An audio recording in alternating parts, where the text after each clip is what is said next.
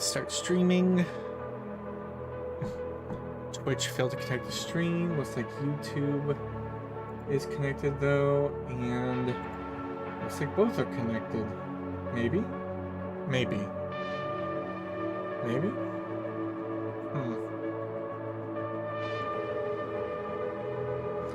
Okay, YouTube has come in. F5 on Twitch. There we go. Alright. And at the stream. What am I doing today? That is a great question. Today...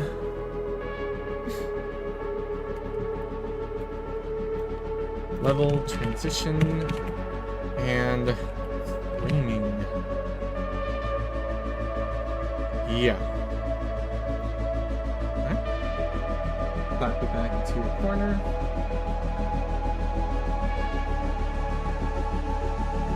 Grab both stream things. Close tabs that I do not need for stream. Okay, that's good. I'll need that for stream. Okay, bring this in. And today's goal text. Level positions and head tracking. 1. Implement head tracking for animals. And 2. Level loading rings on transition between hub and neighborhood. And last thing, reintroduce planting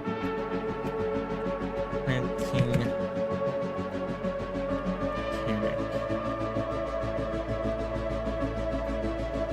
Okay. That's good. Let's turn the volume down a little bit. Yeah, that's good. That's good. Get some water in me.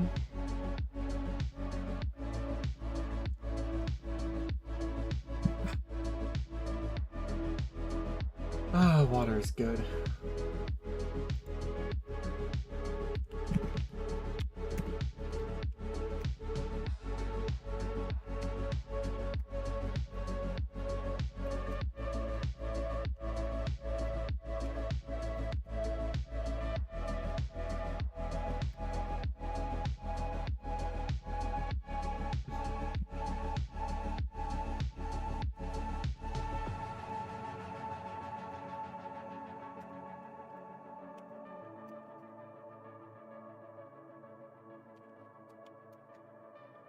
Okay, so what I want to do on the animal side is get all actors that are human and any animal that sees one of them.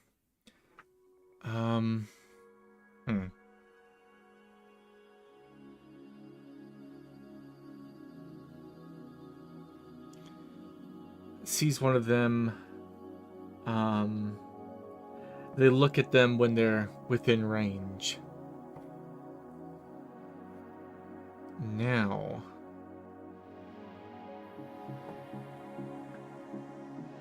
I could do it where I have another collision mesh, or not collision mesh, another volume that is like 2 meters around the animal. And if the animal is, if anything collides with that, set, actually, yeah, I like that. Let's go on mesh, nope, not file, mesh, add Where are my volumes? Why am I...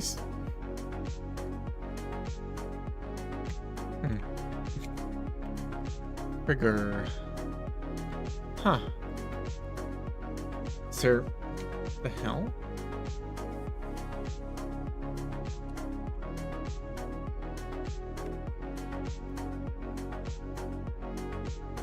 That is the volume though. Weird.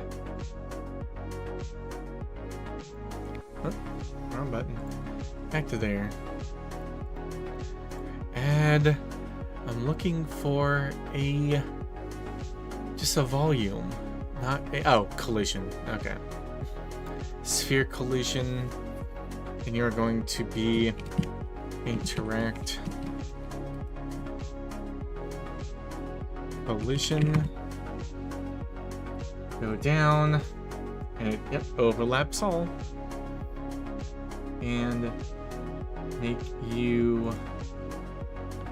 what radius do I want you to be? What's a hundo look like?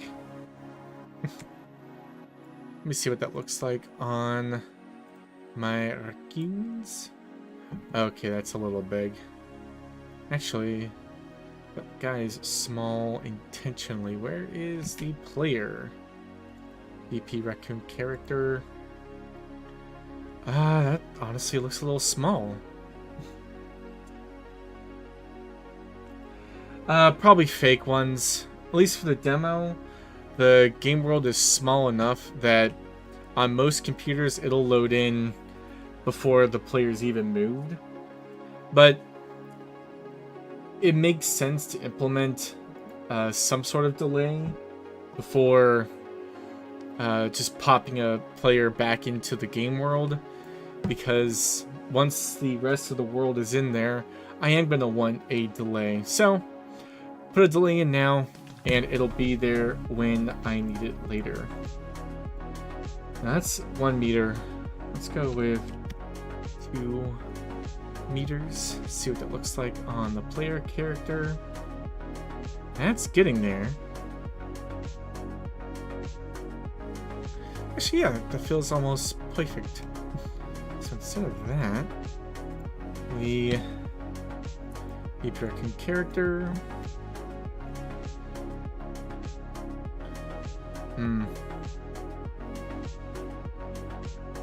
Should I...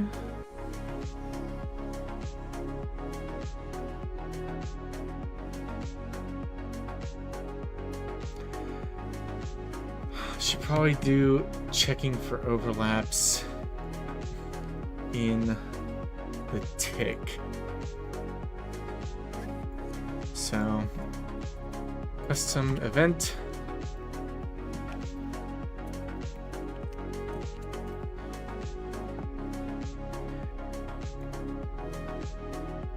Grab that interact collision. Actually, do I have extra interact collisions on these characters? Nope, which is good. All right, back to there. Interact collision, get overlapping actors.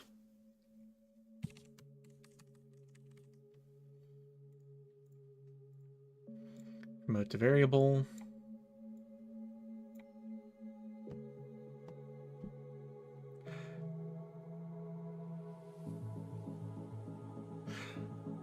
Alright, an explanation of what I'm trying to do here.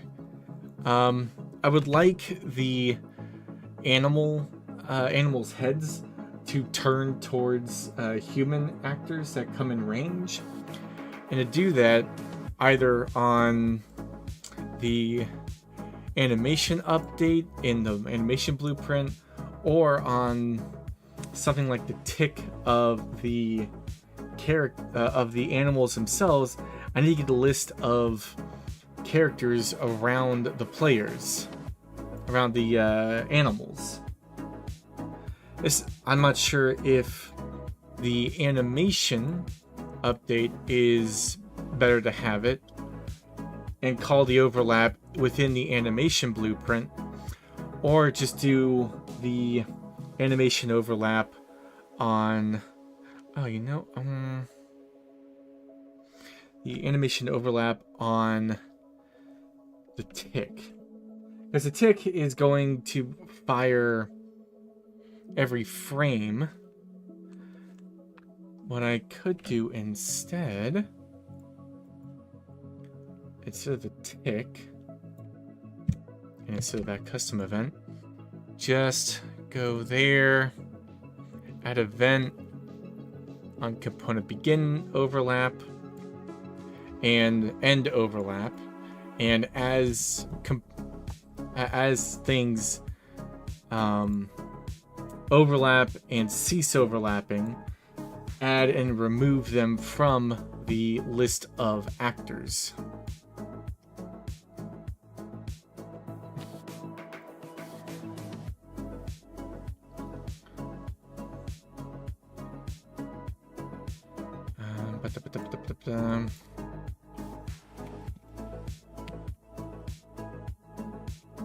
Is there a thing to check if an array has a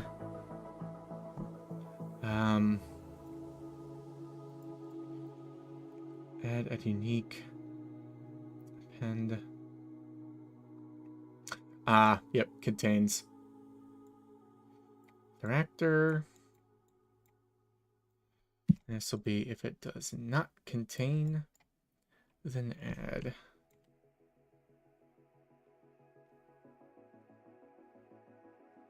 Ooh. I was wondering what add unique entailed.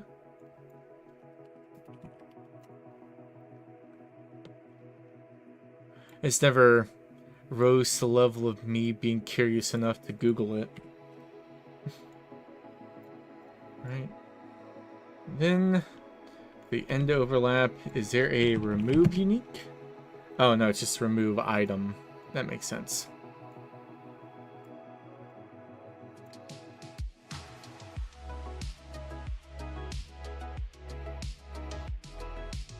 Yeah, that makes sense.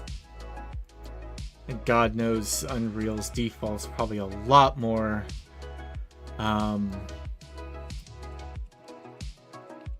performant than anything I could make.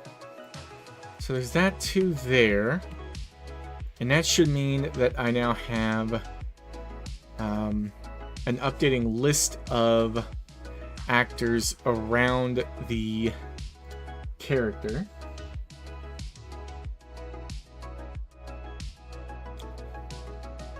Look, tooltip.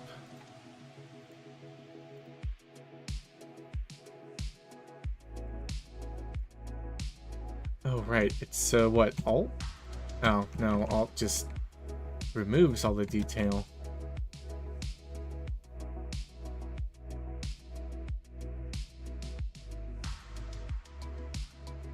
Yeah.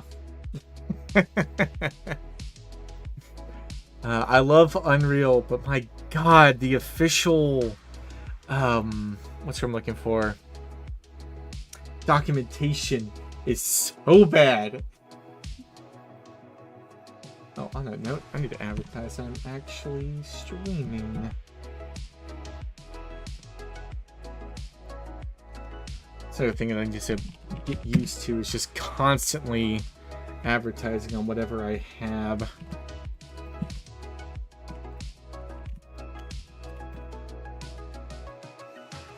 It's not something I'm used to. Let's see, Control Alt? Nah.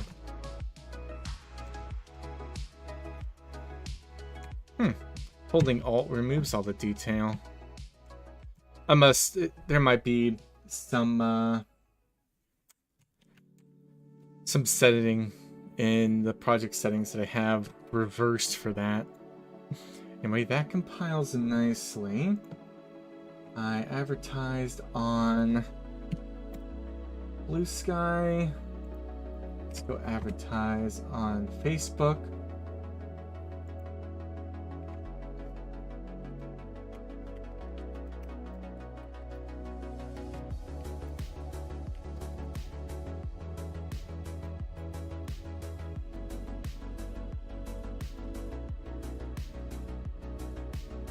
Alright.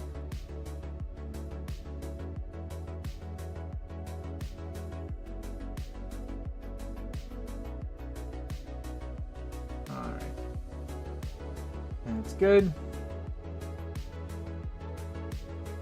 Okay, so both of those are giving me the detail of whoever's around. All I need to do here, reroute there, grab the digging base character, and get overlapping actors. Alright, now I need to see if they're human. Oh, please tell me I had the foresight to make all of my human actors the same base class. Oh god, they're all base character. Okay, I can make a base human character for them all to parent off of, or the child off of, and have it do nothing itself so that I don't have to deal with it futzing up anything. Alright, let's do that. I'm gonna click blueprint, actor, and character. There we go, character select. Yeah, it's just a while ago, I did some reparenting and it kept on crashing Unreal. Every time I tried to reparent, it would just crash. Human character, and make sure that, yep, that parents from character. Open you up. Oh, Marty, are you? Oh yeah. File. Hold on. Control Shift S. File. Reparent. Keep the human character. Another Control Shift S. Another compile. Just make sure that all works. Yeah. There's another one. Where is it? Nope. Map assets. Plantos. I'd like to update this test planto name. Change it to parent planto, because now it's the parent of all the planto models. But if I try to rename this, it crashes every time. That's apparently a thing that people run into every now and again. Which, for the time being, I'm fine just leaving it. I'll do the little sneaky move of just duplicating it, switching all the references to the new one and deleting the old one.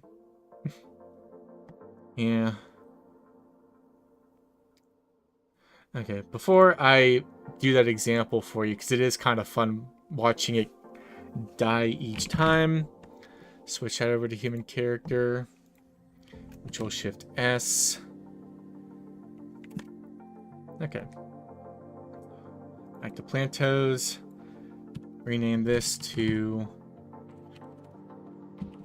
parent plant. Double check that I've saved everything. Yep, there we go.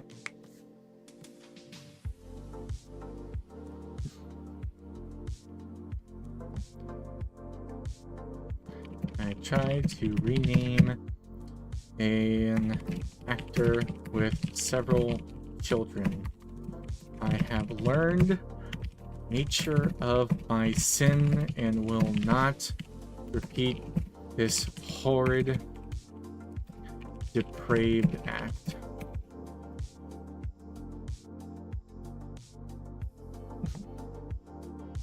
Yeah, I did F2 to rename it, rename the plant, and upon hitting enter, the resave, the saving packages pop-up pops up,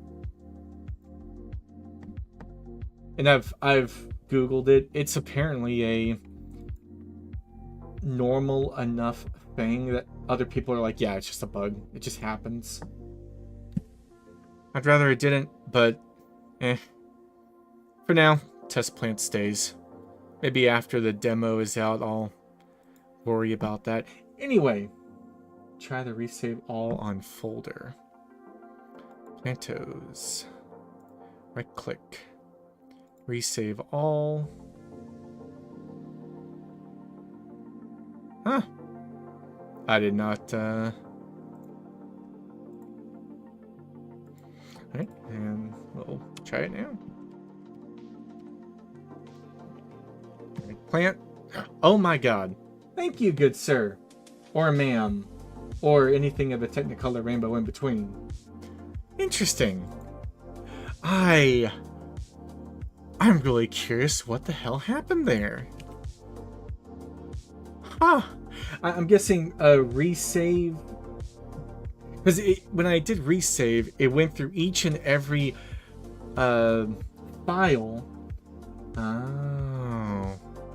Instead of the Control-Shift-S, which is... Why are you still unsaved? Huh. Instead of the Control-Shift-S, which just looks at all of the unsaved stuff and says, okay, just save those things. It went through and on each and every one forced to read. I think I should do that for all of them. It's not really any skin off my back. Except for when Unreal Engine freezes.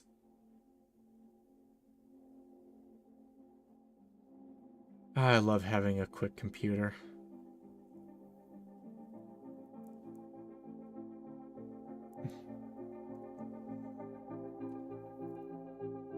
It might also be an issue where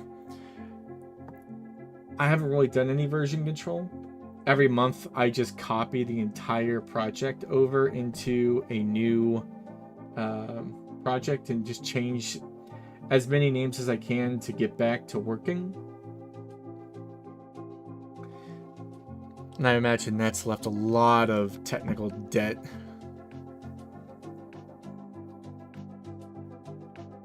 Fixed director, redirector can be useful too. Redirector are alias when you rename files, so it doesn't update them to all levels, etc. with a new file name for the actor, for example. Okay. Huh. Alright. Back to what I was... Okay. Overlapping actors.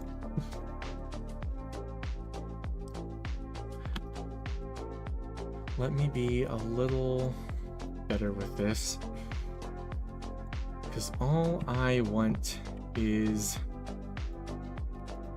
get class, and class is child.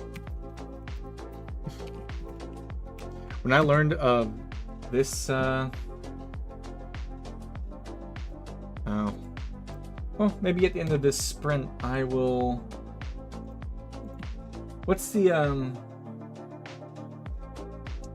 what's the specific tool you're talking about? Is it called Fix Redirector?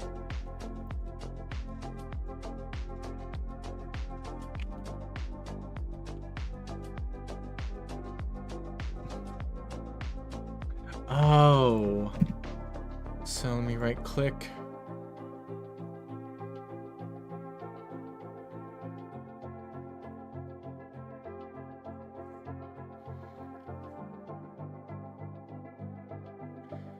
Feel like something like valid on a folder, fix redirector.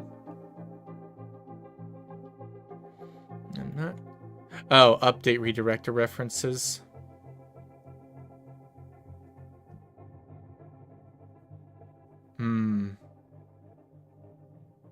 Okay. Oh.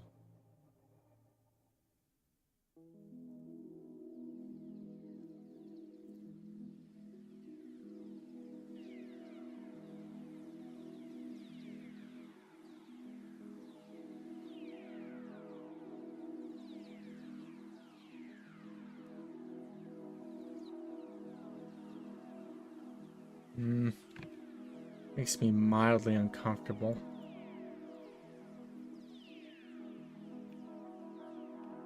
But it runs.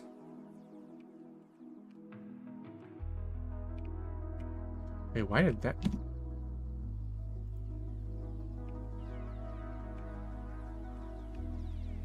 Oh, it's considering a collision as character. Really? Okay, one issue at a time. Look up. Actually, if it's ending overlap, I don't need to see whether it's a human, because I don't care. But to add it, I just want human characters at the moment.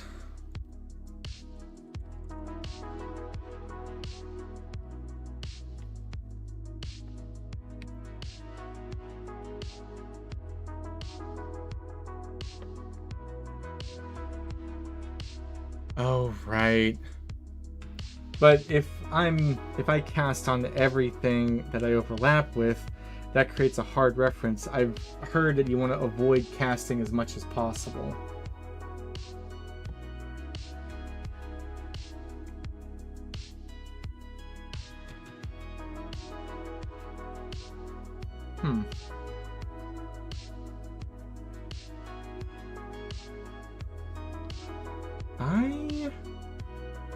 Everyone that I've heard talk about the difference between class as child of and casting is saying that class as child of is the more performant.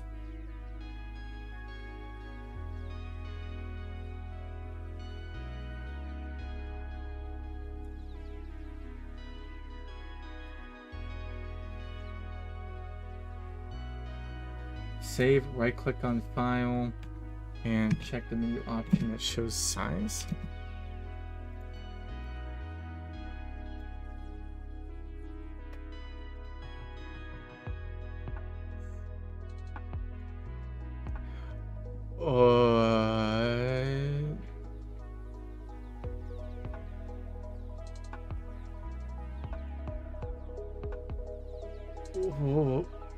What?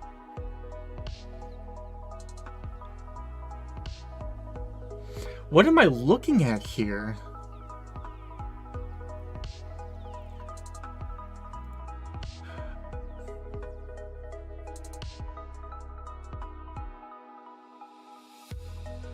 Oh. That is interesting.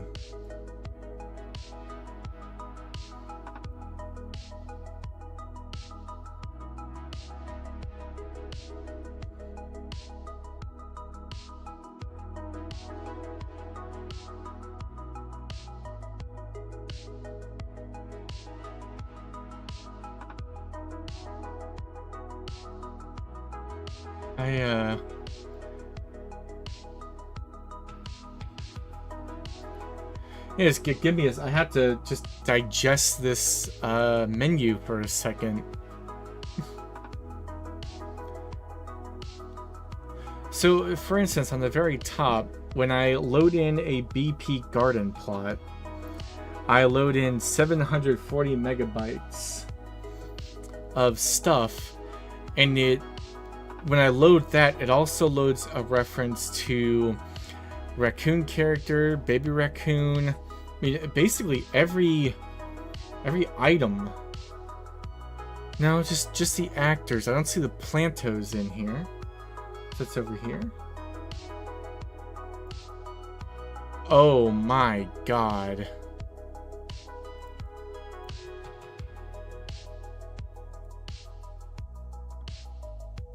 What?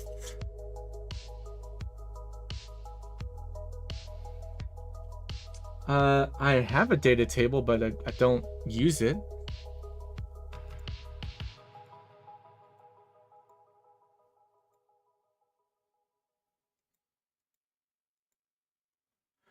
Okay, there we go. Everything that loads in when I load digging animal base character.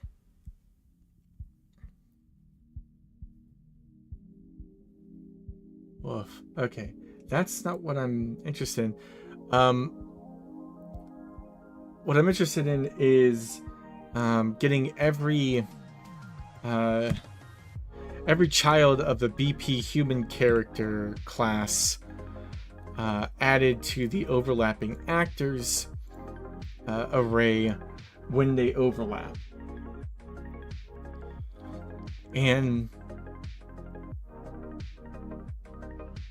so what you're getting at is if loading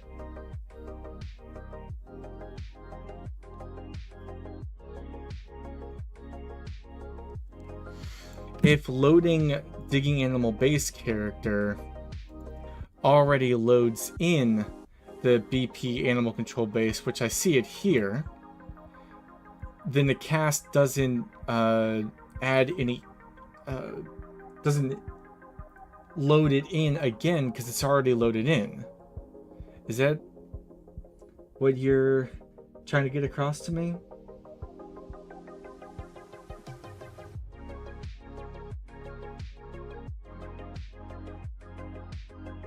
Okay.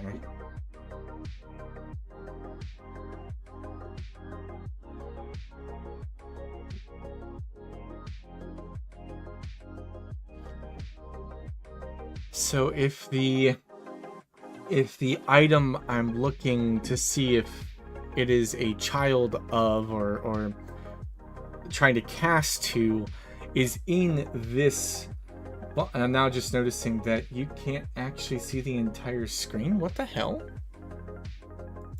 I'm in the stream scene. Oh, never mind. I was scrolled down in Twitch. Whoops.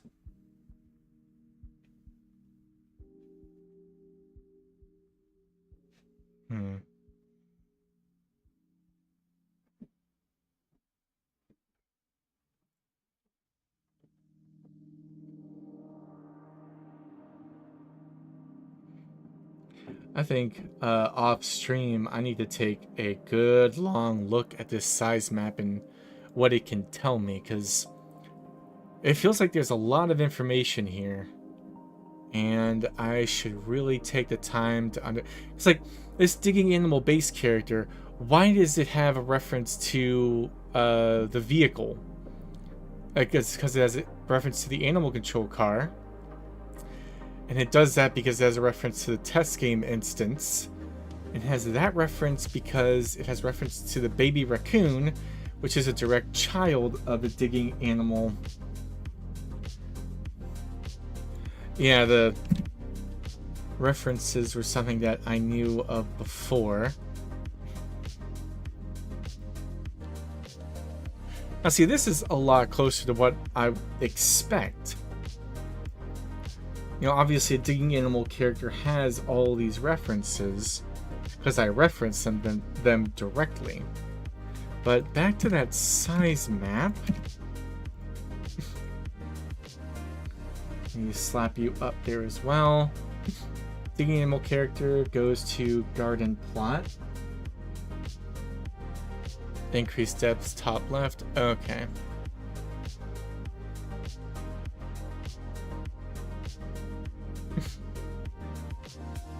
Let's go 3 deep. Oh, Jesus Christ. There's a garden plot. What's down there? Dig info struct. I don't think I had used that anymore. Oh, that was the dig info struct was a previous update where I was trying to save the location of every dig just in case I needed it. This looks like all the stuff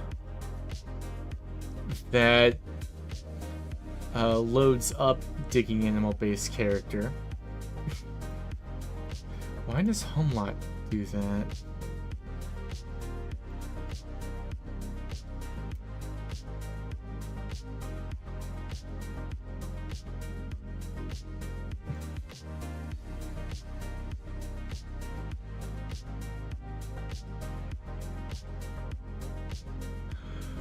Oh, okay. I think most of this is the fact that this digging animal character in its variables has like garden plot right there. And then the garden plot has all of these variables, and most of them don't go anywhere, but then some of them do, like the interactable goes to BP Raccoon. What? Oh, through the, no? Why does the blueprint interface have a reference to the raccoon? Okay, left part is important.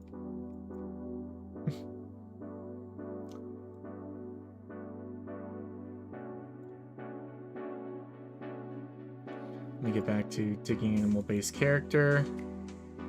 Oh. Oh.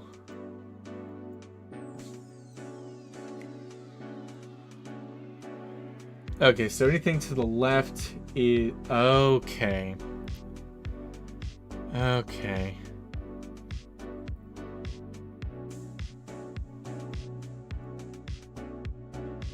Okay.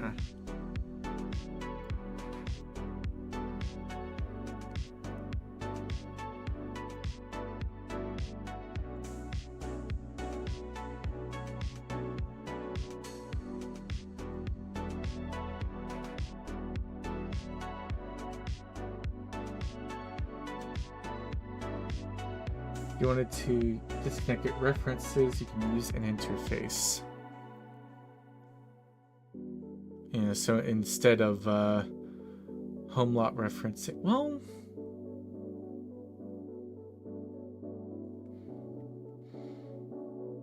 at the same time, I do need to look into other things rather than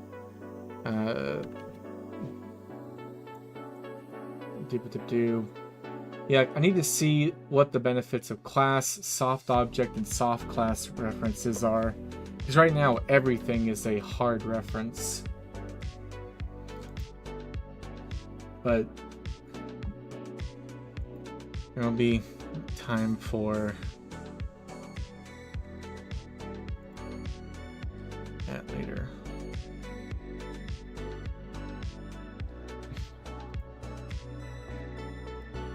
And let's go ahead and rename that to human actor collision.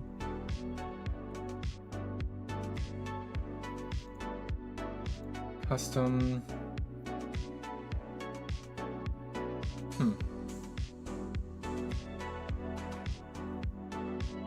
Yeah.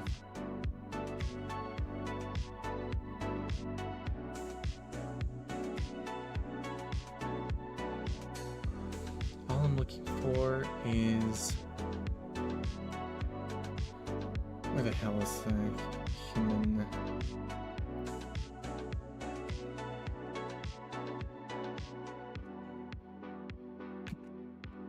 Go back to homeowner. Human character, look for collision. I don't think it has collision because it doesn't have a mesh. Okay, open fluid blueprint editor. There we go. Object type pawn.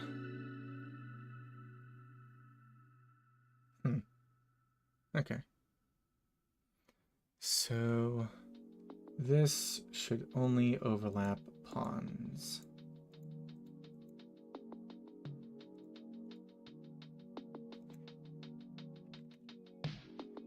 Compile and double check that both of these are on collision. They should be.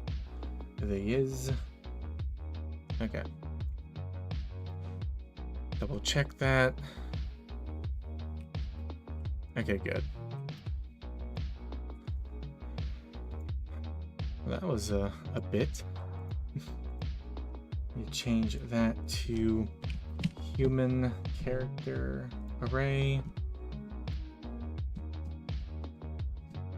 Like if you have a wall BP, instead of having an array of 10 different static mesh, you could have it be a soft object reference, so not always loading the 10 meshes, player only use one type of wall. Same with data table. If you use hard refs, it will load them when you load the data table. I do still have a few data tables, but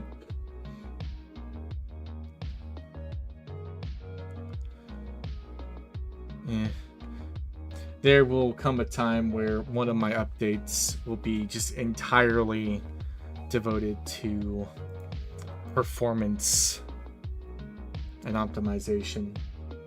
I'm a little less concerned about that right now, but good to have the primer on it at the moment. So back to here. This gets me all the overlapping actors. And I want the closest one to look at, because there may be 2 or more. So, for each.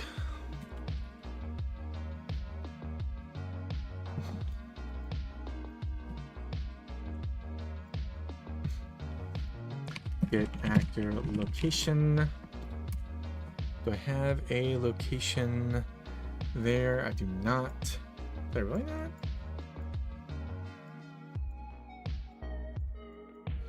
Oh, what a mess. Alright.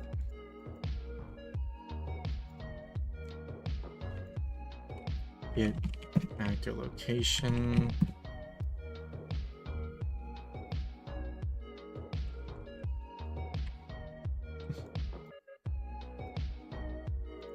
Promote to variable.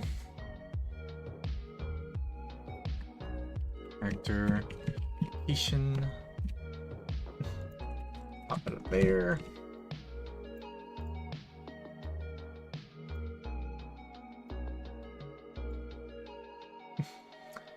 And add that. Distance vector.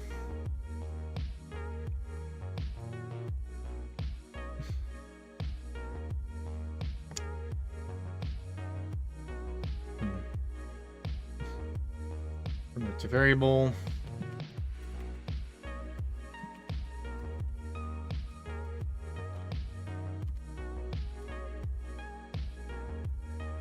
Set that. And then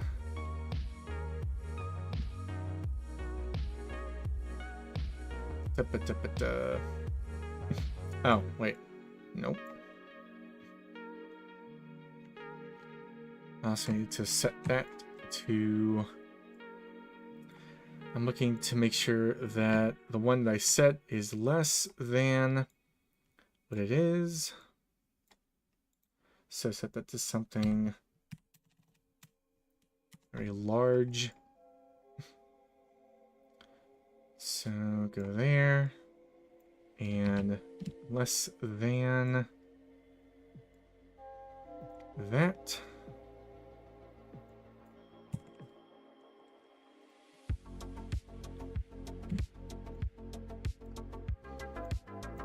If it is less than that, set that distance. Wait. Yes. And then look up the thing I was looking at.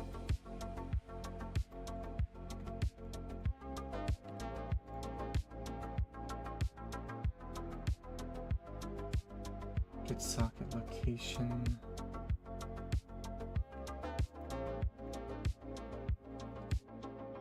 Double speed this tutorial real quick.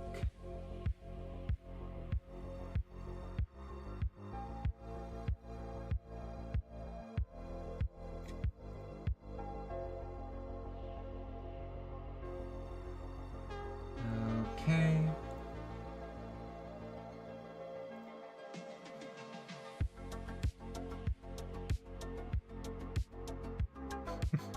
The rather more significant is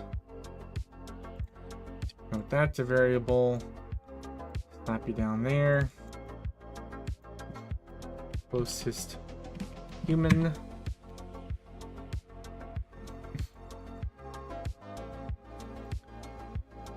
right, is not empty.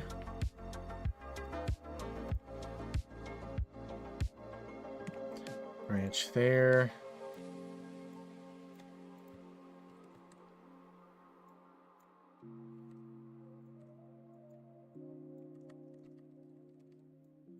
So if it is not empty, set the location of the raccoon and set the distance, minimum distance to the max, just so the first item will always be selected unless the second or third is closer.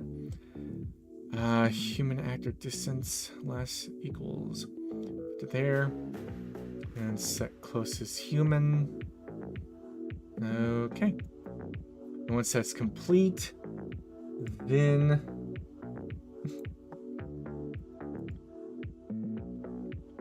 grab closest human, and that is just a base.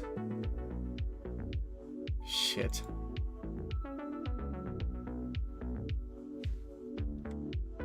Okay. Got a BP human character, and I just need to populate the skeletal mesh.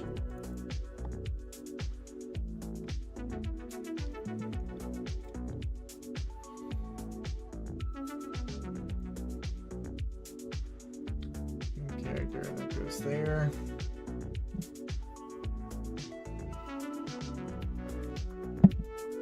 And that way I can grab the correct bone when I go back here. Get mesh.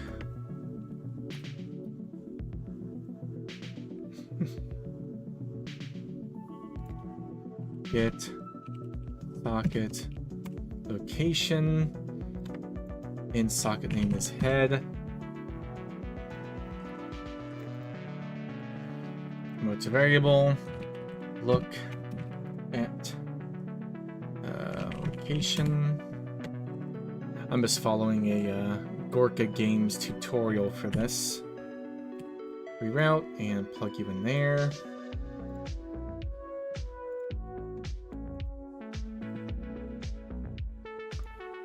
And over to the run locomotion. Run cycle.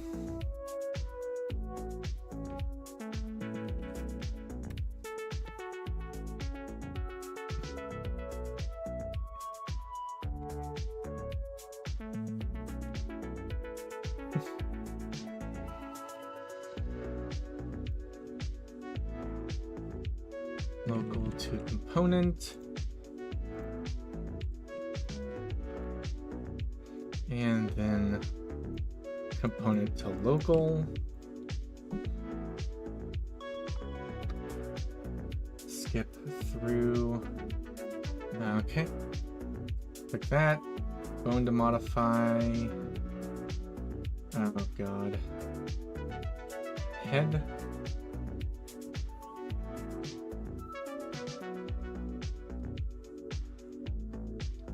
And look at location. Find look at location.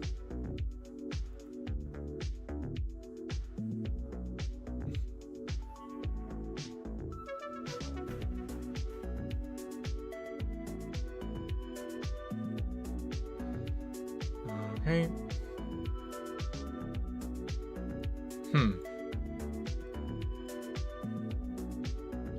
Oh, the raccoon's probably looking at 000. Huh.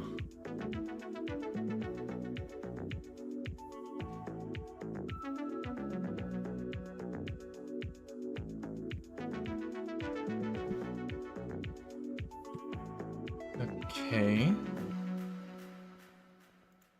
Do I have to put in a run cycle with head tracking and a run cycle without?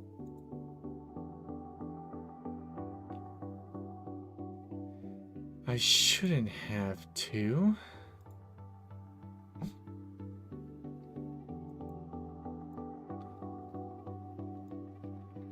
Let me keep skipping through this tutorial.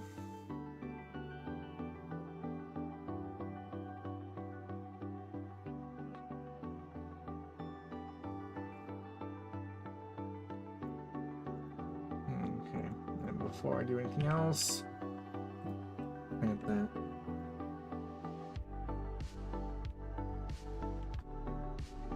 that. It's this Gorka Games tutorial about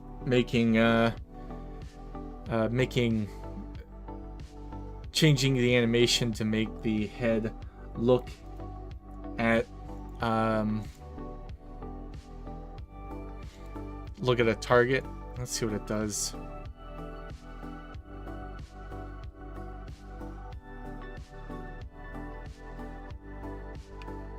Okay, let's get a human involved.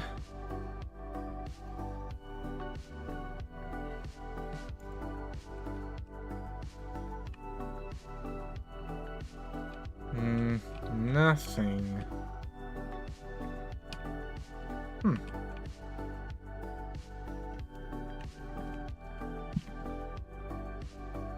It's coming into the view. Why are you not looking at it?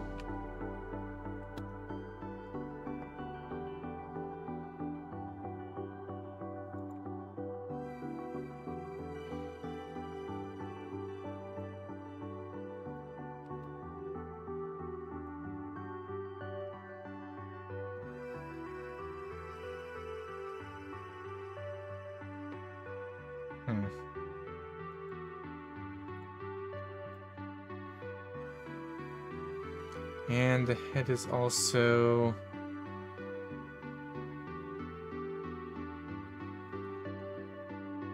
What are you looking at? The lookout location... What I'm expecting is it to do...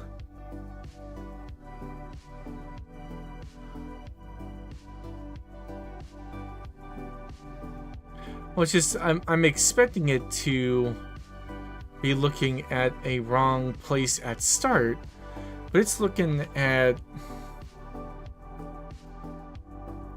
not 0, 0. Oh.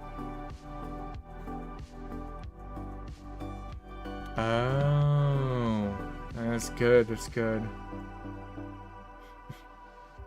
Okay, back to event graph.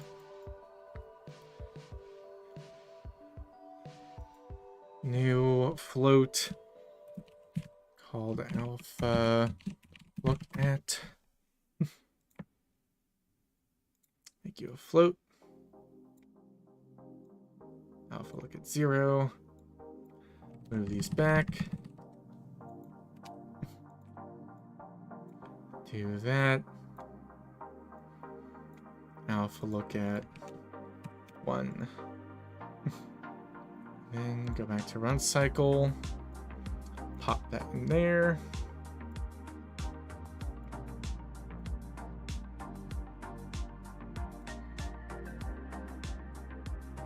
And play again. Okay, there we go. And let's see if it will...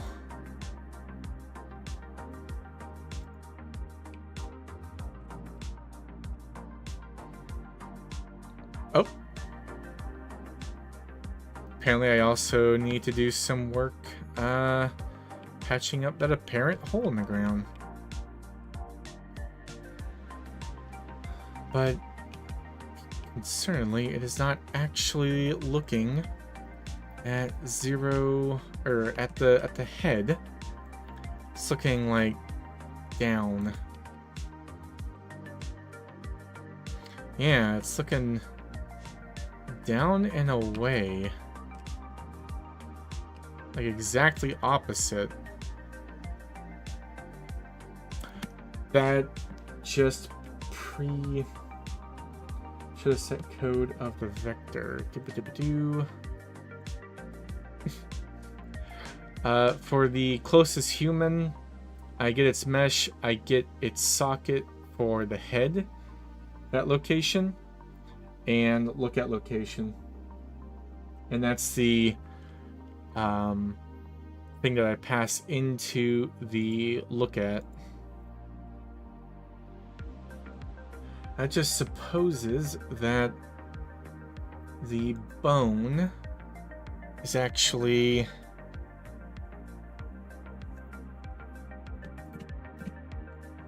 Whoop.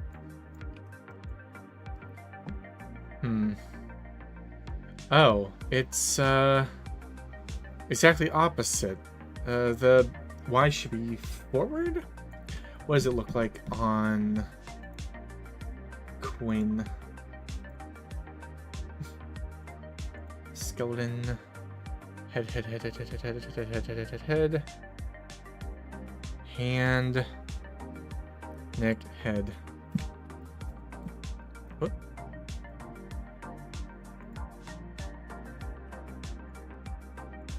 Whoop. So that's that, and then back to the skeleton. Okay, so I set the skeleton up incorrectly. Maybe I set it up incorrectly to begin with. Oh. What the hell? Okay, that is... Oh, the rotation's... Oh, God. I messed up the rotation.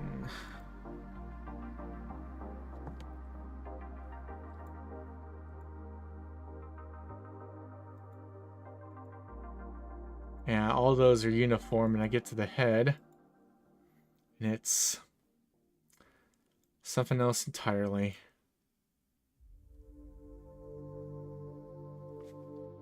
Damn.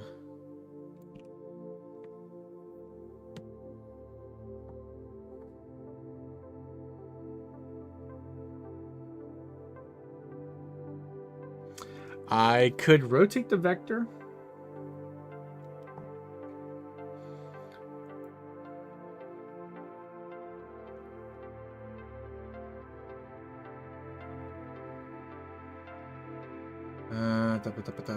Look at node.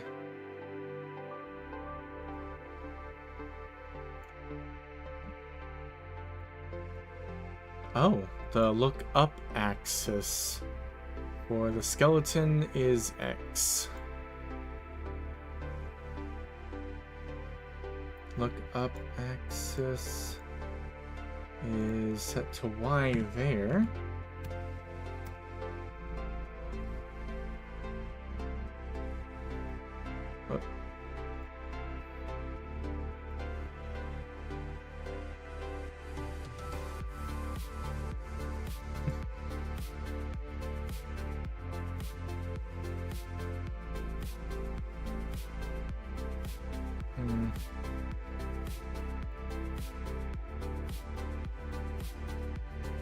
Let's see if that does it.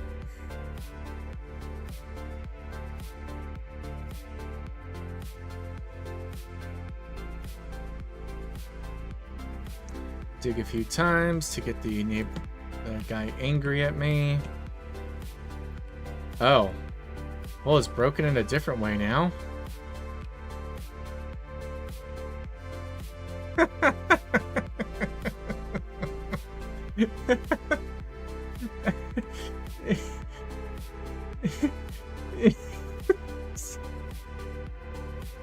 Oh, that's silly.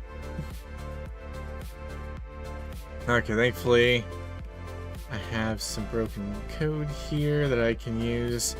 Yeah.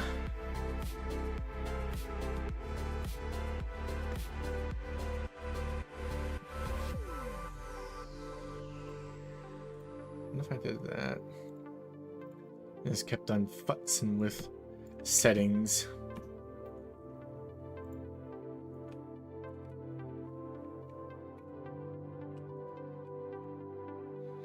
Put a minus on the 1. Oh, yeah.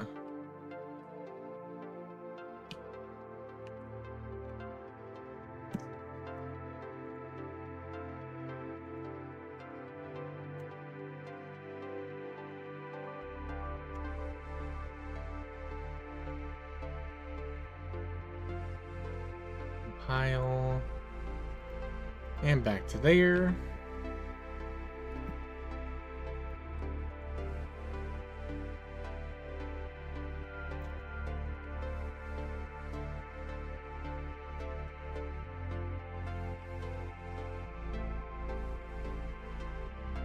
Ah, damn, I got caught again.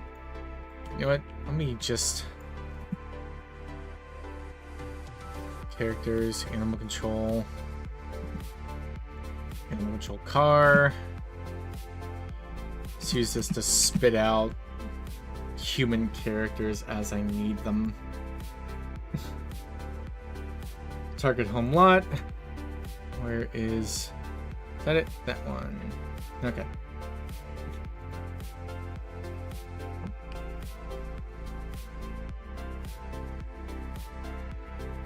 Okay. That is looking close.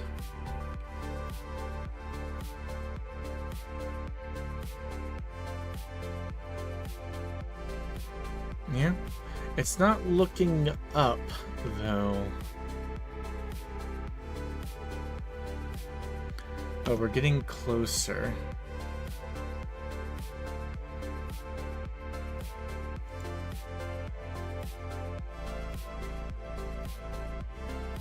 Let me try the same thing, but on the X instead of the Y.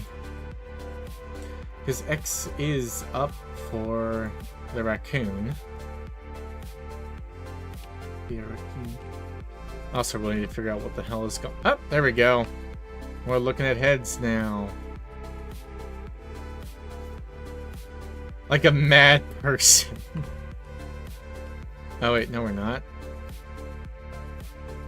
I mean, at least we're getting closer to looking up.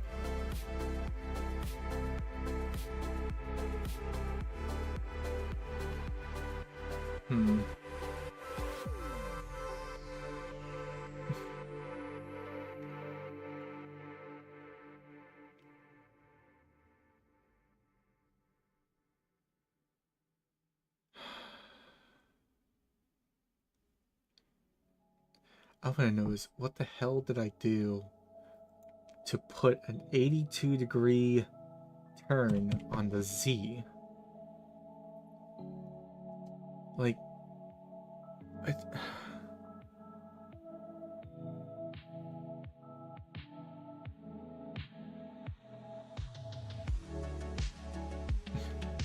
so with that 82-degree turn, the head, the widget is now aligned. If there was a way for me to just change that reference and move the rest of the body back.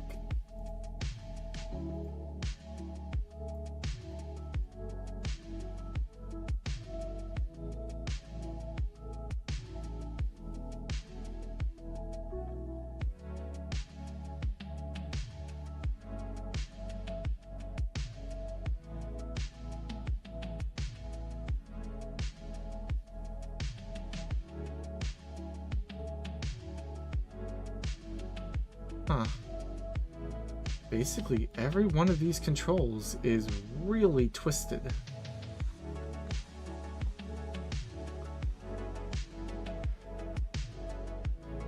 Yeah. I took this guy into Blender. Did I, or did this... Was a skeleton given to me? It's been so long I've forgotten. But the, I got it off of a, Unreal Store, asset pack.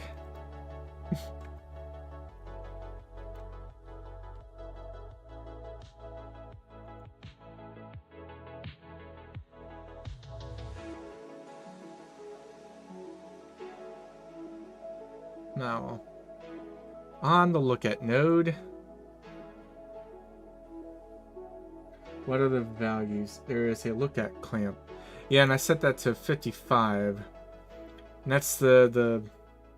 Oh. It could be that the raccoon can't look up as high as it wants to. Yeah. I set it at 55 because that's what I saw in the tutorial. but that does make sense.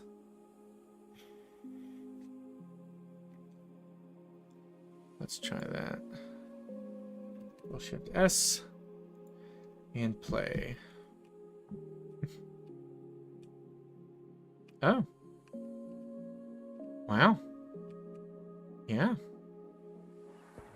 I'm happy with that. I want to additionally open the player's mouth, just so that whenever they're looking at a human, it's sort of like whenever you get too close to a raccoon in real life, they usually open their mouth in a somewhat threatening posture. But yeah, I got the look at. That's 100%. Oh, okay. I may have to. It's good enough for 0.5. I'll worry about it when 0.6 rolls around. Okay, that done. Let's get rid of the meta thing. Okay, that is that goal done.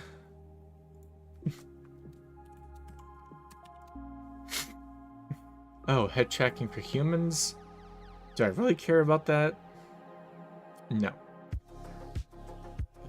Yes, I probably should. But right now that would be interfering with the default quaint animation. I want to avoid that for now. Second, level loading screens on transition between hub and neighborhood.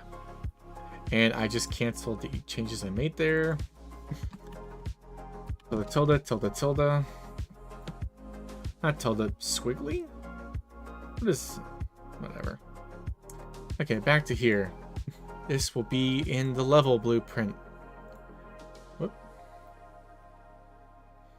Let me go ahead and close some of these just to get a more clean workspace.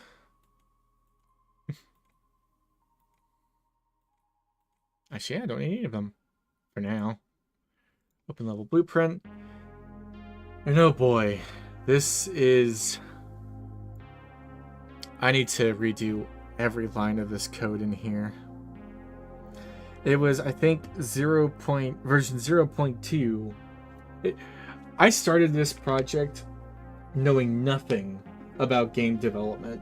I just got laid off by my erstwhile job and was like, while looking for new jobs, I'll learn how to make a video game, because I've always wanted to. It's the art that I always have invested my time and effort into. And 0.1, 0.2, and 0.3, I used to be a data center technician for United Parcel Service. They have a couple data centers, and I worked in one of them. And then they were like, oh, we need to make our shareholders a little happier. And then they started making absolutely suicidal decisions. And I'm looking forward to the sort of schadenfreude when this game succeeds and I see UPS's stock continue to slip. But that's neither here nor there. Version 0.1 through 0.3 were just me figuring out if I could understand enough concepts of game dev to be like, okay, I can make something of this. And those concepts were the digging mechanic.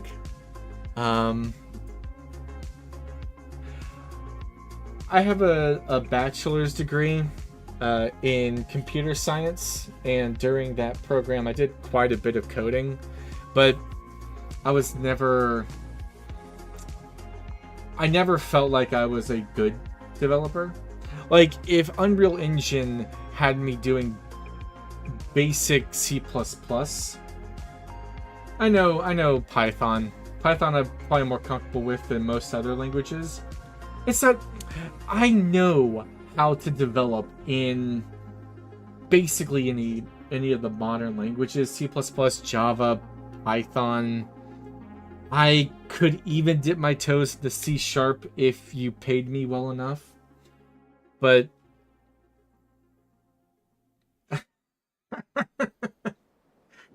Python's good enough. I hear that it is a much slower language than basically any other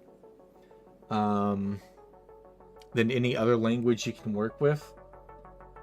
But I would develop in Python to get the whatever I'm trying to do figured out, and then switch over to whatever language the assignment I had was requesting. But the fact that Unity and Unreal both allowed me to develop just through nodes was really appealing to me, because I did not want to deal with relearning C++ and learning game development. That just was not a journey I was interested in embarking on. What's that shiny bit there? Oh, right. From certain angles, these houses break down. Yeah, the decision between Unity and Unreal was really just a coin toss for me. I wasn't concerned whether or not I'd be able to learn a game engine. The engines are all very user-friendly nowadays. My main concern was stuff like the digging mechanic. If I could learn how to walk up to a plant and dig, and actually make a digging mechanic. That's a root there with a different mechanic altogether. I didn't know if I could, pull a plant out of the ground and break roots in half and all that stuff. I wanted to emulate an animal's digging around and biting through roots. The way I did it was the ground is a dynamic mesh actor, and all I do is just boolean two dynamic meshes together. And for the roots, and this is a bad example because the shading, but you saw it earlier, the roots are just another dynamic mesh actor that, god damn, okay, I'm fixing that right this second. I do shift 2, landscape, manage, sculpt, visibility, reduce that, and then just paint back over that corner. That's another thing I'm gonna have to figure out is with the landscape mesh painting, let me go back to shift 1, click that. It doesn't remove the landscape in lines. It's sort of a cell grouped thing. And the upshot of that is that line right there is not actually the collision. Let's see, player collision. Okay, probably not a good way to exemplify this. But what the hell? What the hell?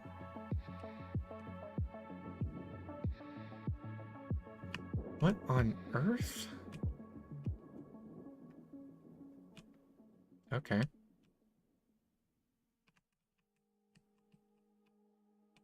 What? Okay, so that's the house. Oh, it's taking in the collision of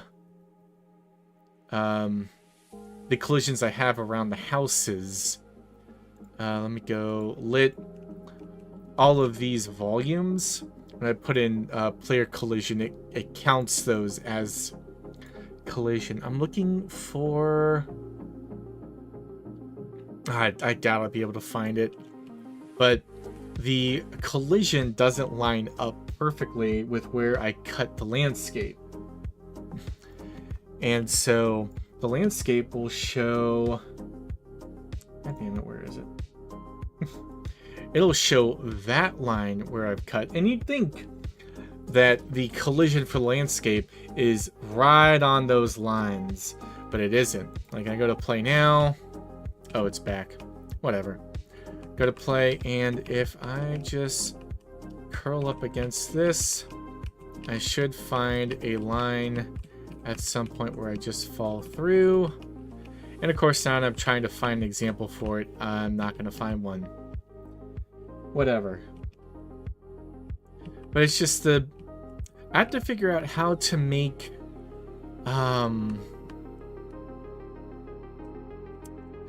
first make these garden plots better. Like, this is much closer to what I want. A garden plot that aligns real close with the driveway meshes. But for areas like out here, landscape resolution. Yeah, I played around with the settings a bit. I control A? I can't control A, okay. But the landscape component. I'd probably just have to recreate the landscape. I doubt I can. Yeah. There was, in my early testing, I found a way to export the landscape as a static mesh, and then I take it into Blender, carve it up in there, and re-import it.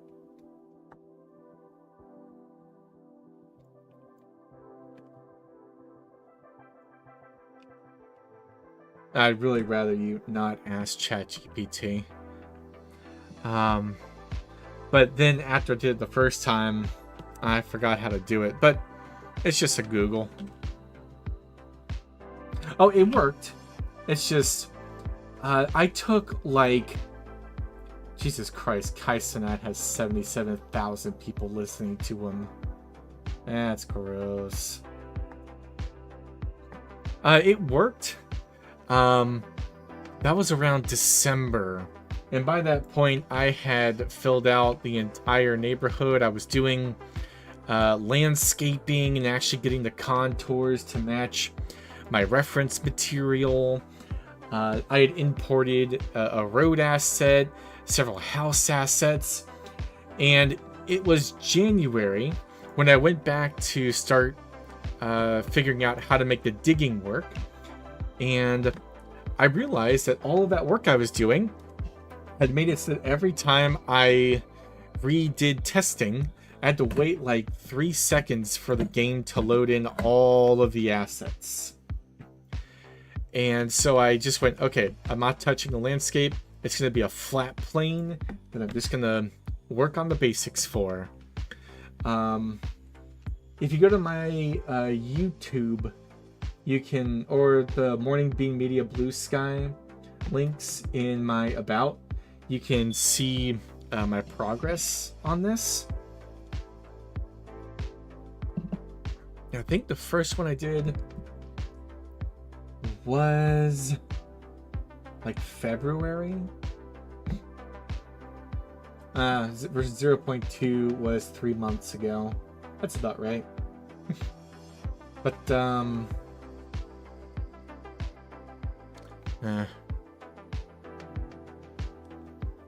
well, I'm thinking the process is for 0.6, I'm gonna actually put in contours and actual slopes into the world, And at that point, once I get the slopes dialed in, or at least close enough, I will monkey around with the landscape further. There's also the night sky that I worked on the other day. That one was fun. Where is it? Map assets. Sky. Starry night. If I really want to make my computer cry, I put that, please say packages. Goodness. So my GPU load jumps from like 32% to 45% when I put the high resolution sky dome in.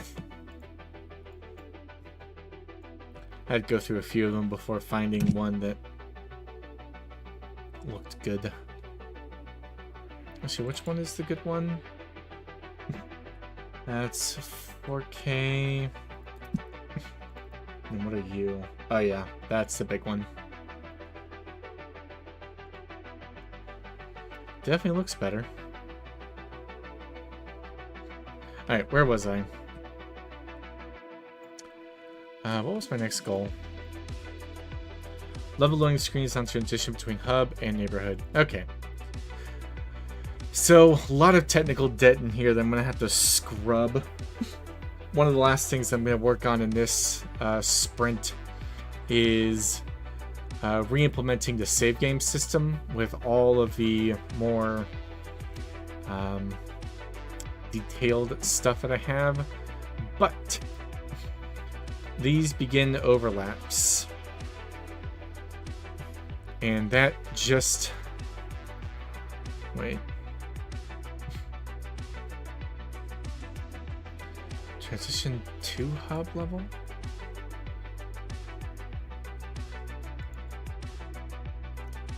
Where is the transition to hub level? Is that this one? From neighborhood level... Oh, okay.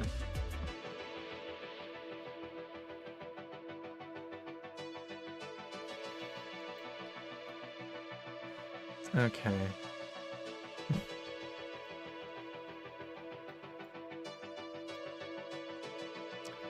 So, all of that needs to move that way a bit.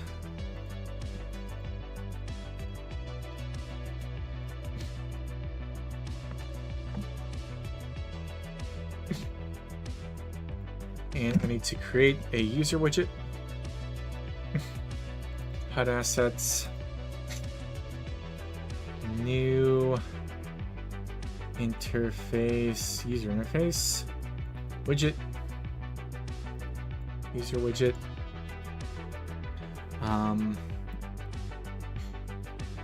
User widget. Moving map. Moving levels. Wait. Loading screen. Oh, whoops. So widget. Loading screen. This up. Canvas panel.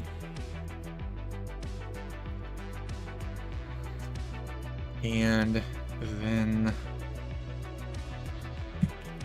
border. No.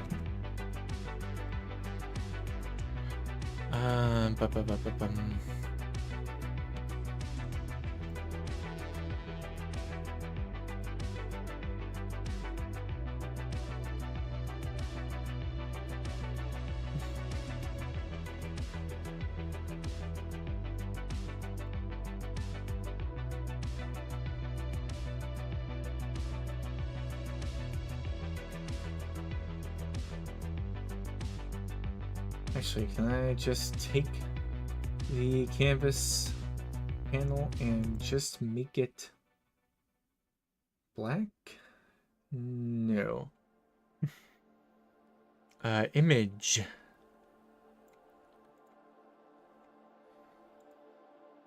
In the middle. And size. Content? No. How do I make this as big as a canvas panel?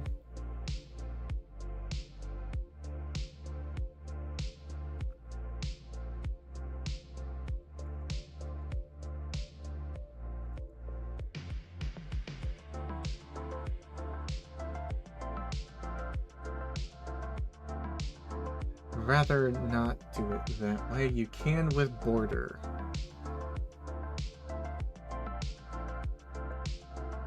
Border is a contingent which it can contain one child.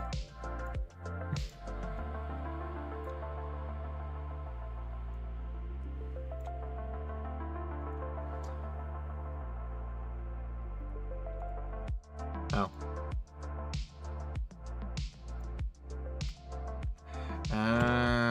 Okay. Yeah. This one. Okay. And then a text block. Take you to the bottom left down here. Bottom left corner. Negative 300 by negative 100. Pretend like this is loading something.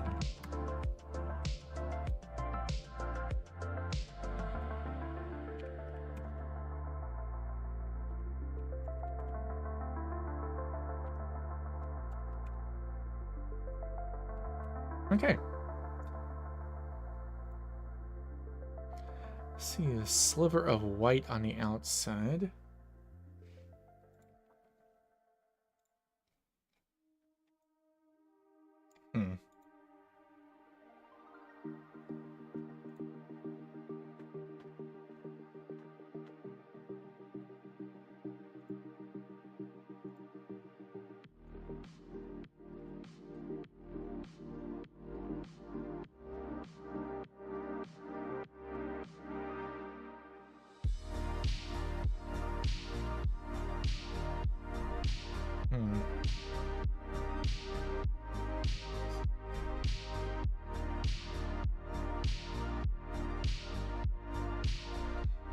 Yeah, padding is somewhere. The image, maybe?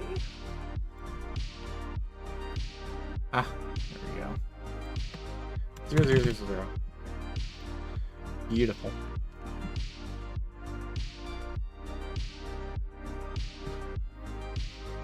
Alright. And my, yep, make it a variable. Loading screen image. Alright, compile, move you back up there. Neighborhood level. Create widget. Clash UW loading screen.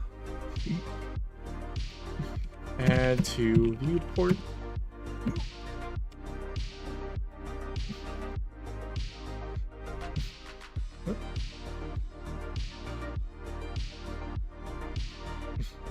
And then do all of the code. Actually, let me do this. Just move it back. Put a sequence there. Freaking love sequences, man. It is just the nicest thing. I gotta say, thank you for being on stream and giving me the advice you've given. I would have had to open up Google and search it myself. It's convenient having you here to give me the advisement on it. And then, can I put a delay on there? Oh my god, I can. 3 seconds. And then remove from parent.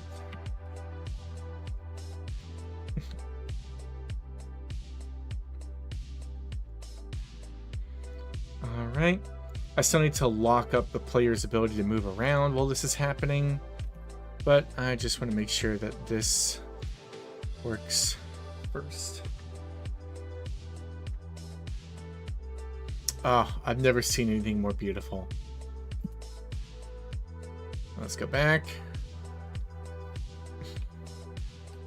And let's see if I, in fact, can move around. I'm sure I can. Yep. There we go. Also,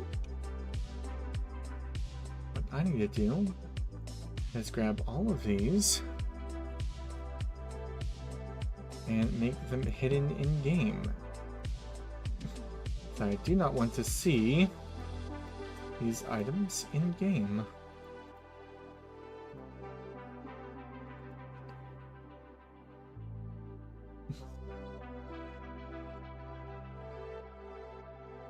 Oh, yes. If I learned a mistake earlier. But nah, none of these are going to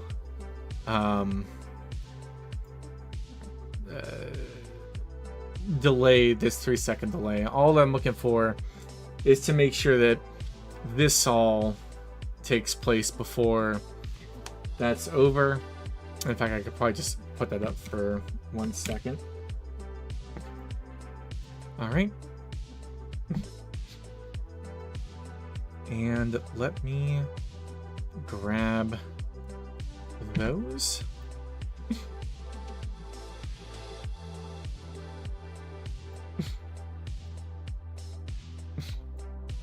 Move you up. Grab you guys, move you over.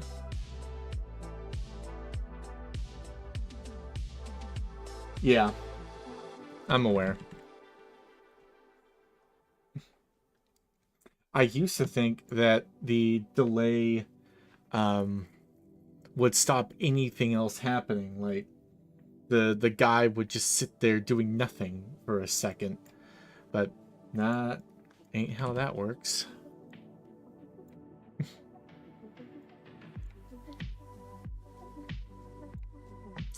And I think I don't even need to add anything else to that.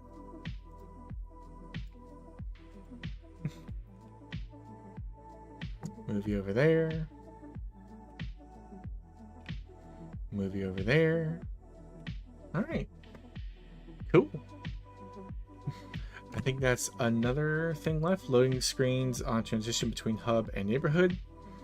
That is, in fact, done. And reintroduce the Planto planting mechanic. This should just be a matter of me re-implementing it. It should be already in. Then again, I've monkeyed around with this thing enough last I used it. Yeah, this absolute horror of an interact function. It's just that a plant has so many different options for what its state is. If I were to redo this right now, like there's 1, 2, 3, 4, 5 different states of the plant. I would create an enumeration and just do a switch on a num, and then have the plant update its state, its enum, with its current state.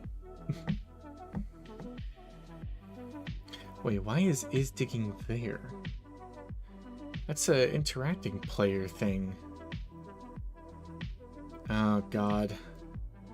It's a vestige of, like, this is probably right now the oldest code that I have in my development.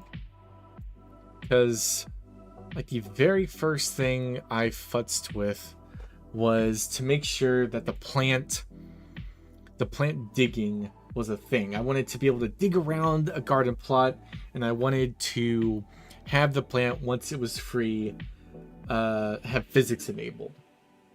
And so back then I was like, oh yeah, on the plant, I want to know, is the player digging? And back then I was so new to Unreal, I didn't realize I could just grab this off the BP Raccoon player and then look for the digging variable there and get whether or not digging is happening there. Get in digging mode. And at the moment, I don't want to mess with that because it works. The variable gets updated there, and it's not efficient, but it works. But let's see. If the plant is discovered, and it is free, and it is held, and it is over plantable bed, then I can ungrab Planto, find between the Planto and the ground, and then put it in the ground, and then reset the variables so that it sees that.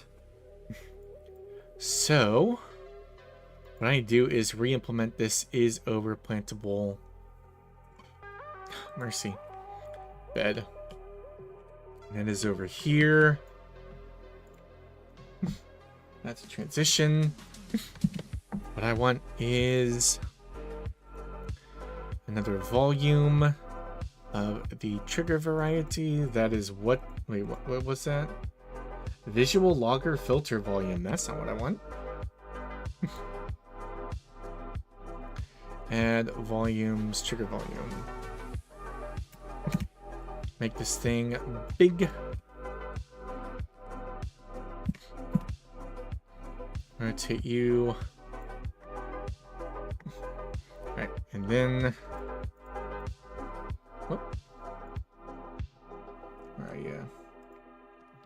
call you plantable bed trigger. Actually, not that. Trigger volume plantable bed. Right click.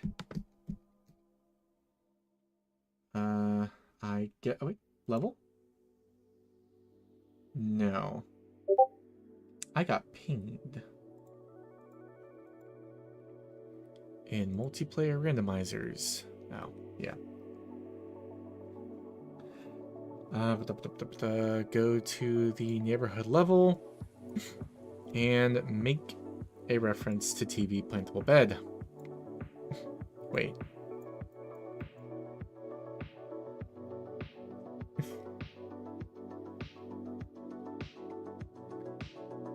How do I used to know this.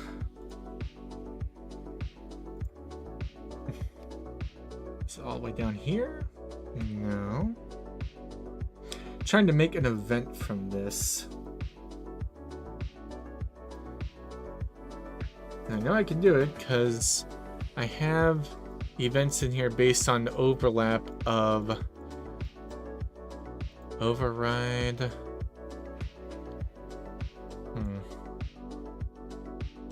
Yeah, there will be one map only. At first I was going to do two, but there's a little bit of complexity when making multiple maps, and the neighborhood is far away enough from this area up here that I can just put it all on a single instance level and have the forest hub just up at the top corner. You put some code in the level blueprint. You are right, you try to avoid that if you can. And in most cases, it's much better to put the code you would put in the level blueprint just anywhere else.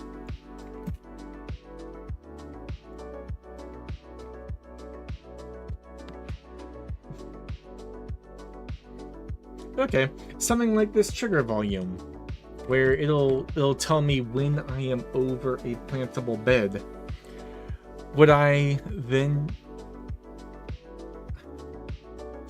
Where would I have that code? If not the level blueprint. Do I have a game director where I put all the the trigger volume and details of that sort in.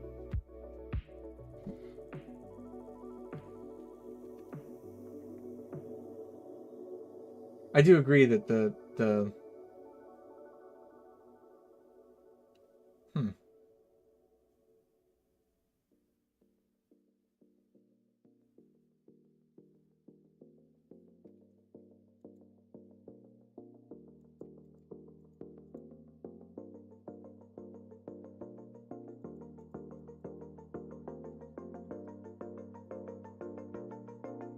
oh, what?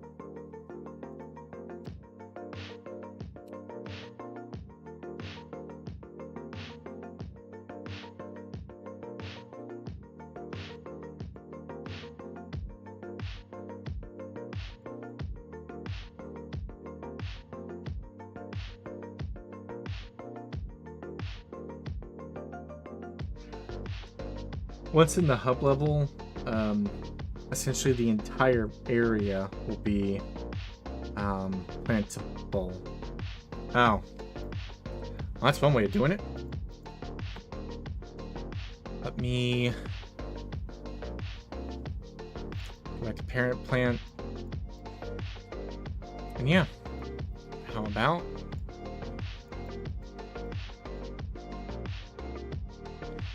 here add a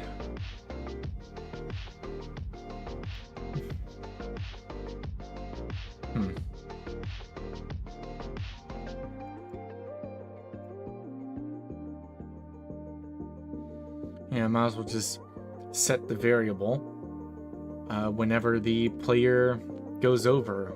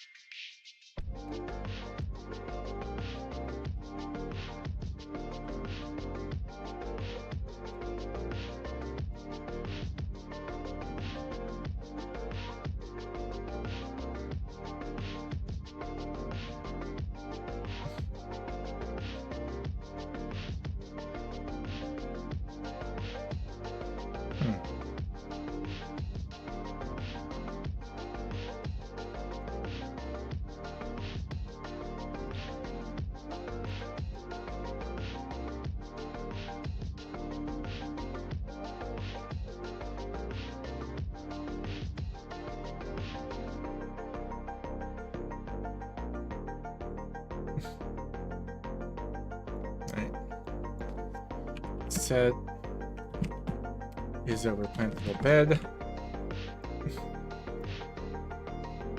to true.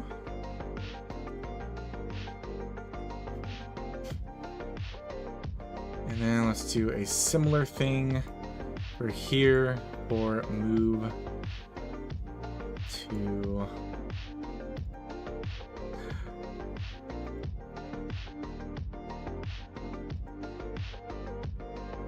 neighborhood.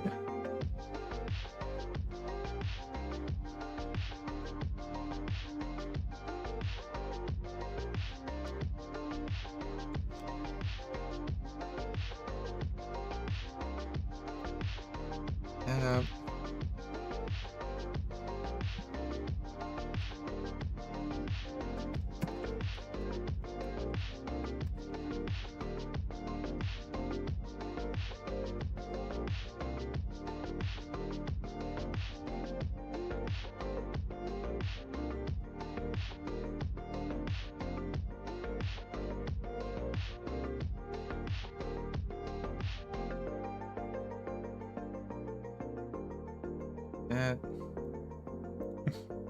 and set plantable bed to false. All right, and I think if this works, we'll see some other older code of mine. Let's grab this flower. And yeah, I really need to change the way that this works. It's currently a physics constraint, tying the flower to my character, but it stays like a foot off of the front, and I'm not sure why. Anyway.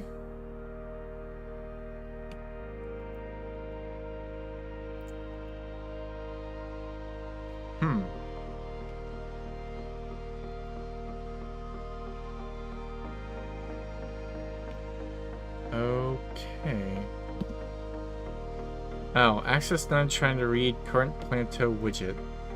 Oh, yeah, that's some old code. Is valid. Do that for now.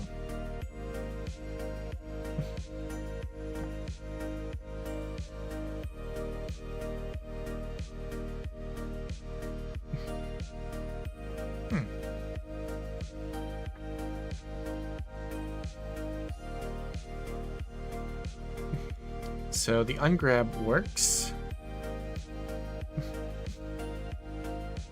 Get road location, get right vector. Okay, and that's searching for the ground.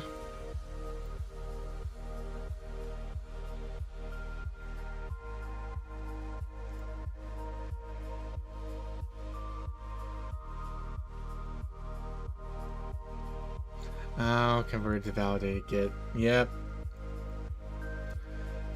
Keep forgetting that's a thing.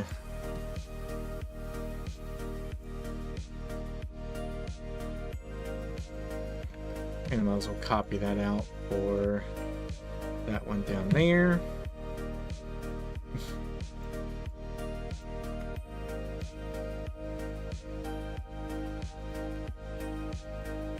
Alright. It should be giving me a color.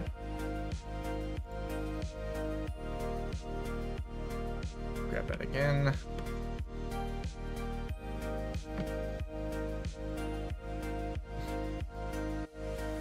Okay, so it is seeing the ground, and it's also spawning a second bit of dirt on the ground.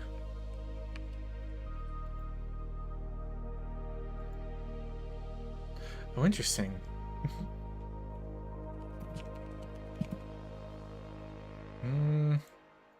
Nothing collision-wise as to why that... Yeah, move over here. And it moves that ball right there. Alright.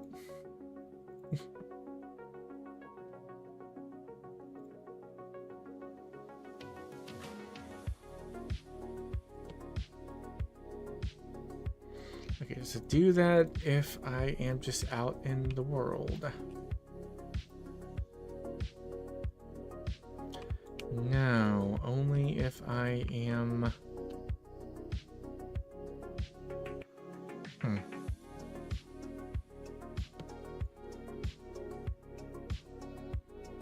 Oh, part of it is because I removed the root comp from being the root comp. Should probably just delete the root comp. But what's more significant is the root ball.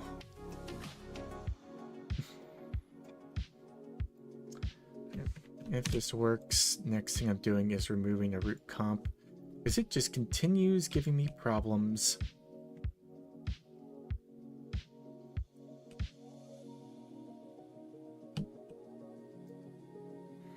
Attempting to move a fully simulated skeletal mesh. Please use the teleport. God, I really forget the teleport flag. Ugh.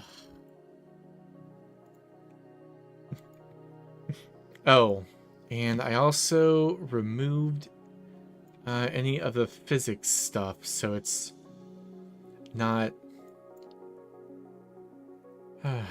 Jesus.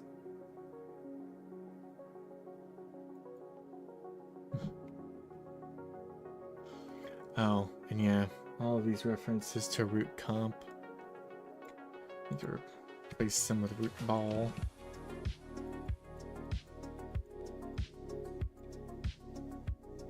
What's over here? I don't need that.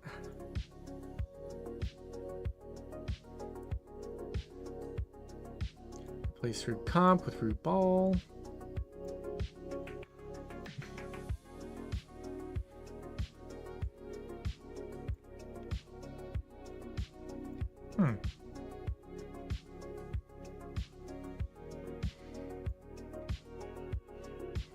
Double check all that works.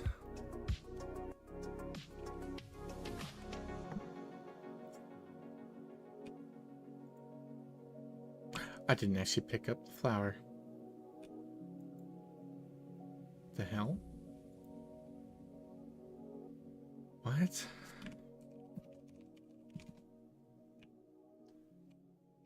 Why is... Huh.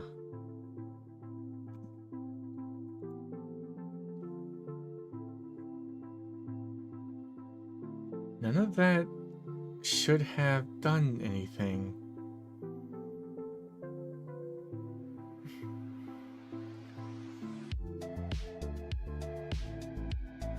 Huh. A good tip. So now the root ball gets set to simulate physics off. And I grab Planto. Hold that.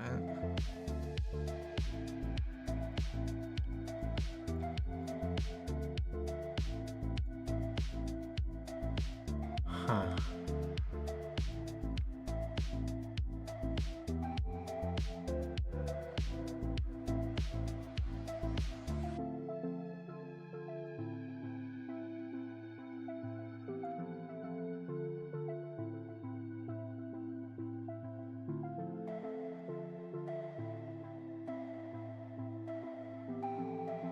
Maybe.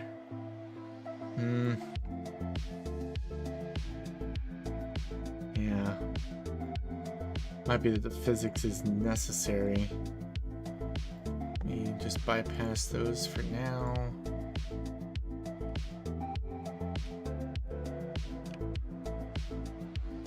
Okay, yeah. The physics was needed.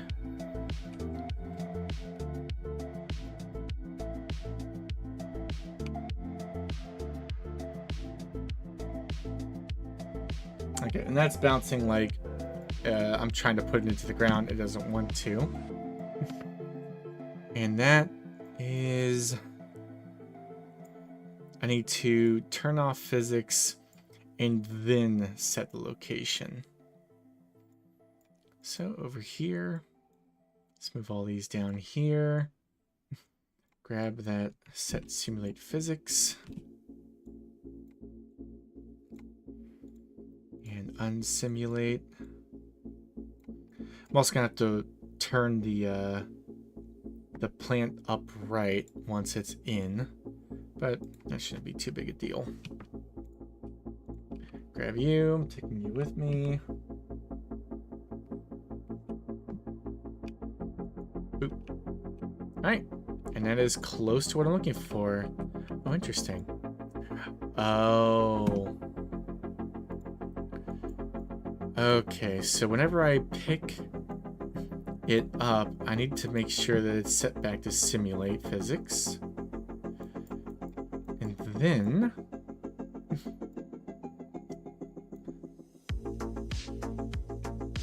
root ball, set world rotation. And 0, 0, 0 should be just fine. Control Shift S. During one of the later passes on this game, I want to redo basically all the shapes to make it look like Deep Rock Galactic. And there we go. A bit more custom code to get it further down. I also need to replace that root ball mesh. It's just a static mesh that I made. I need to replace it with more of the modern display that I do now. The back over here. Every tree and plant has either 8 or 16 polys, or 8 sides to it. So a sphere is octagonal in both directions.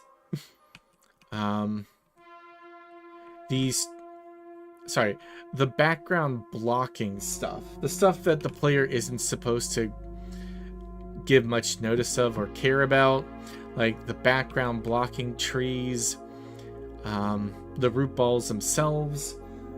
I'm trying to make most meshes follow that order, are going to be 8-sided. So like tree limbs are 8-sided. I did my best to make the houses feel that, but there's only so much I could do. So I want to make sure that the... Oh, mercy. Yeah, that thing. This is the root ball mesh. And this was back when I still had thoughts that I would make this game like really high definition. So I wanted a root ball that looked like, you know, a root ball you would see out in real life. Just all sorts of spikes and roots coming off of it. And then I was like, wait, I could actually maybe hit the visual aesthetics of, let's say, Deep Rock Galactic instead. So let's go to that. Let's subtract. And do I have the root ball scale?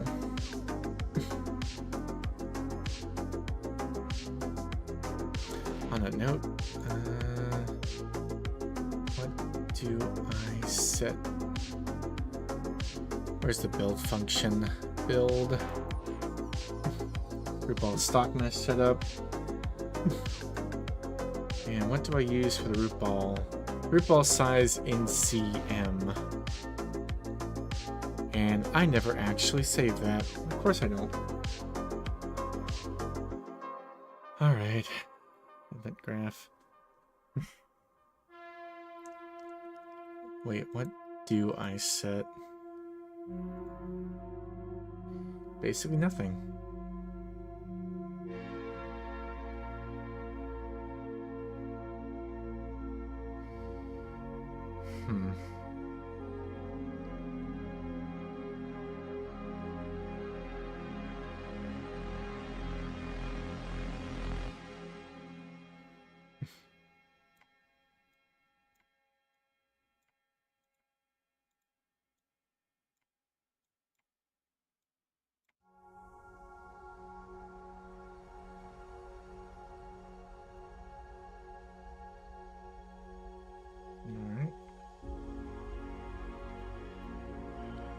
So root ball size in cm gives me that, and then back to the event graph.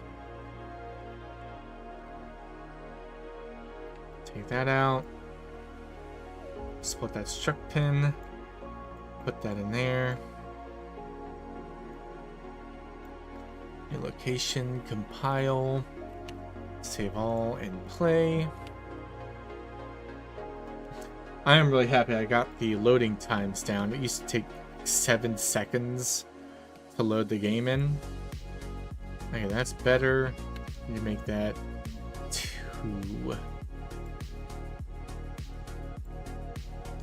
times 2. 2. Compile. But during one of my optimization runs, I found that when I was loading in a plant mesh, okay, that's a lot closer to what I want from it. Alright, sweet. that's goal 3. I was realizing when any plant had roots on it, like these elephant ears, these boxwoods, and this Japanese maple, when the roots spawned, it was slow. I think it had something to do with the collision of the roots interfering with the collision of the garden plot itself. And like one plant took half a second, and when I had 20 or 30 of them in the world, it adds up. And so I switched that to be it populated the plant stock, but it didn't spawn any roots until the player actually went up and interacted with one of the plants in the garden plot. And then the roots would all populate out and be off to the races. But I got that done.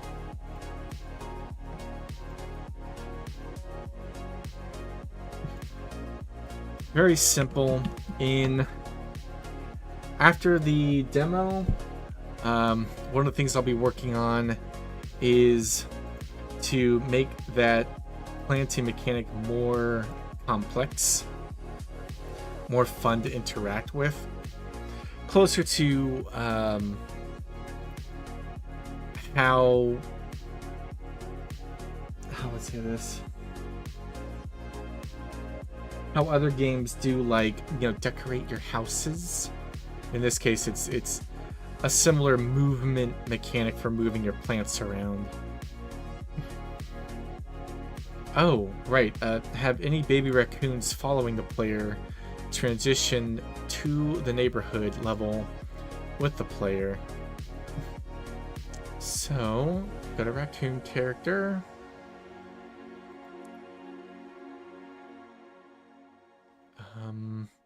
Oh, Lord, overlapping actors 0. I don't want that. Class member, no results found. I love that. I can get rid of that. Before animal, there it is. Animal companion actors ref. And now I go over to characters. Baby raccoon on the grow up function. It does not have the player. Alright, what I want is get player pawn passed to raccoon character.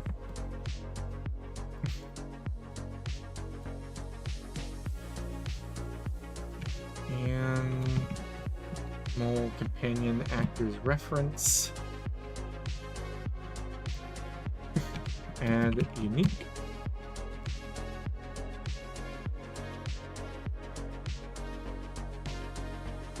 Self. Compile. Okay. Now back on the level blueprint. On the move to neighborhood.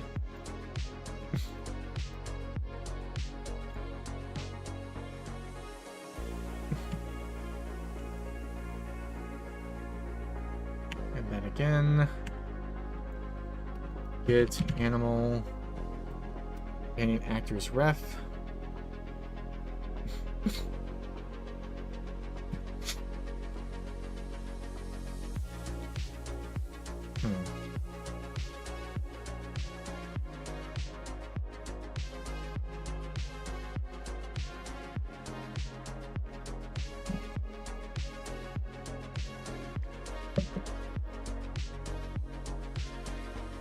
Alright. One. Get actor transform. Split struct. Get random reachable point in radius.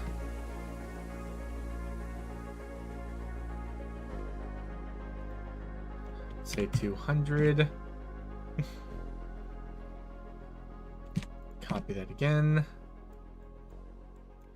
Move you over.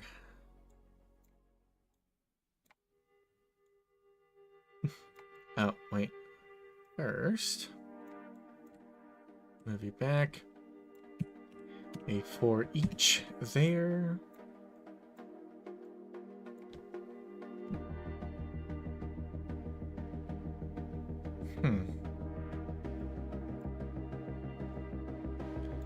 New transform location, new transform rotation.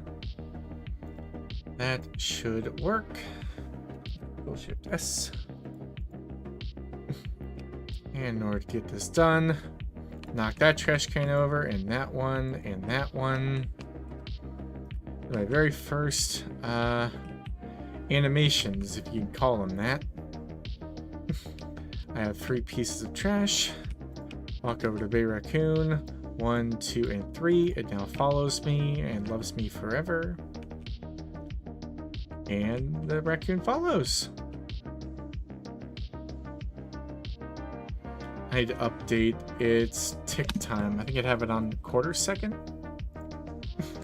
Maybe half. Where's the AI? Baby Raccoon. Huh? No. Does Baby Raccoon tick? Baby Raccoon. Tick is still...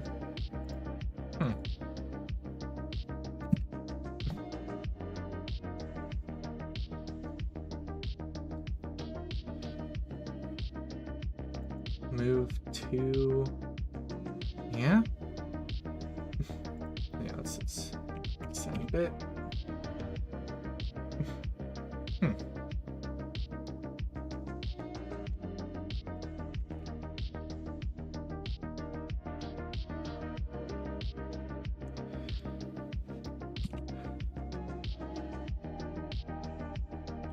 Alright, but that is... Let's see.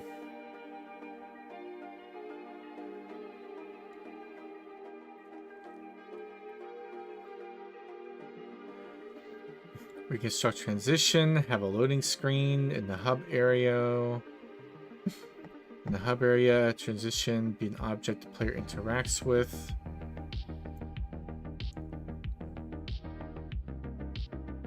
That should be easy. Reintroduce streaming levels so that the hub and neighborhood levels aren't loaded at the same time. Alright. Let's have that be my final challenge for today.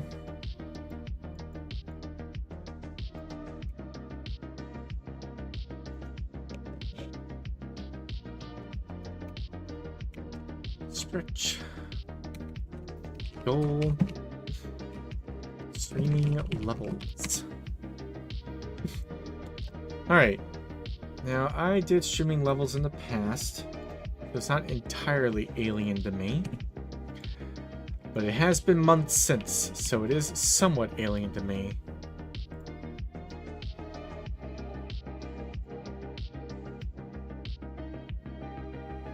You know what? Before I delve into that, I'm getting more water. And using the bathroom. So I've been sitting here for 2 hours.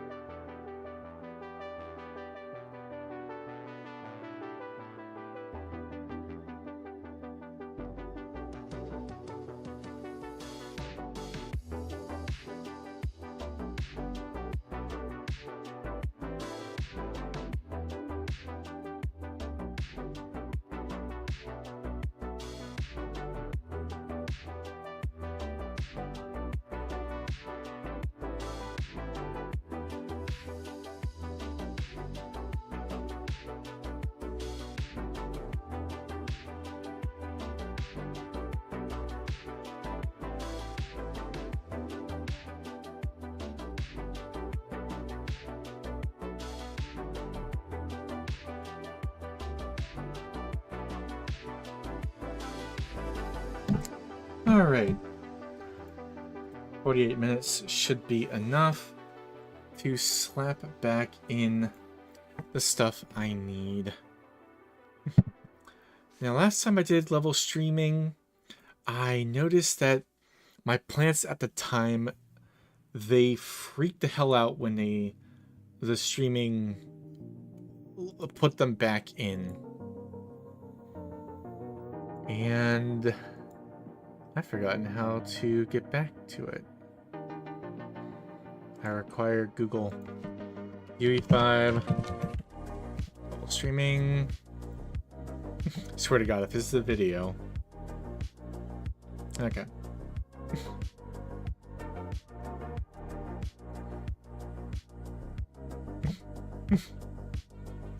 Streaming levels.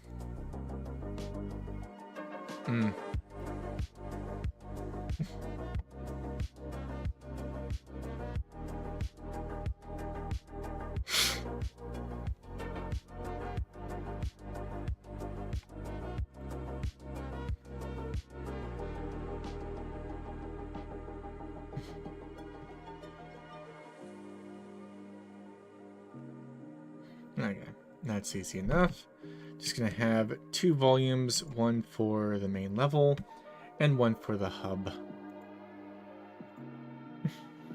Volumes, level, streaming. Or just streaming?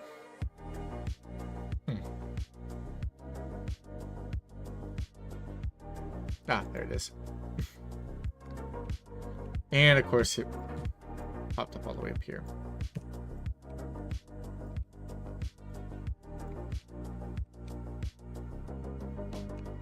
What the hell?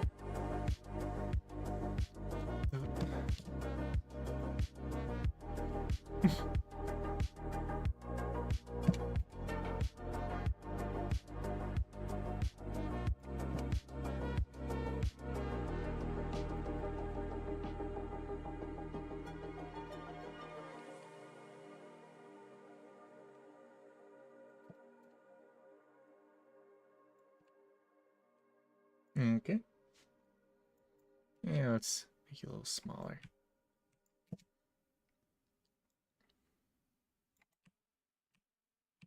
Okay, that will do.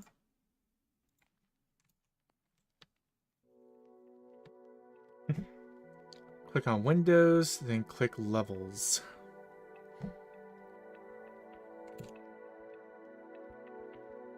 Window, Levels.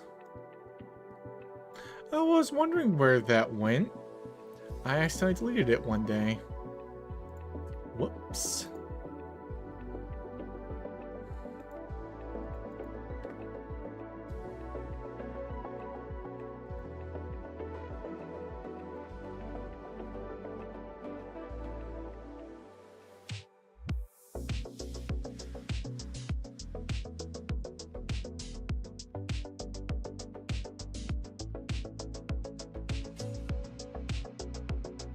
Like Sun Temple, then look on level details. Icon.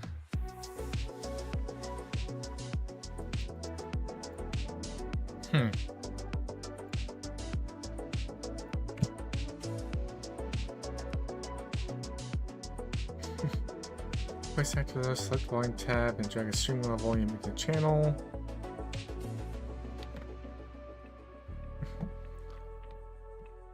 Right click on the persistent level and make current the drop down menu.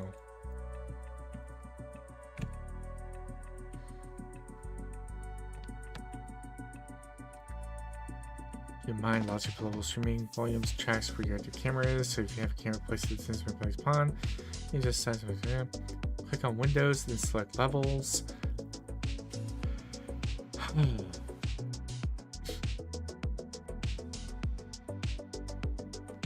Okay. Levels, then click on level details. Oh.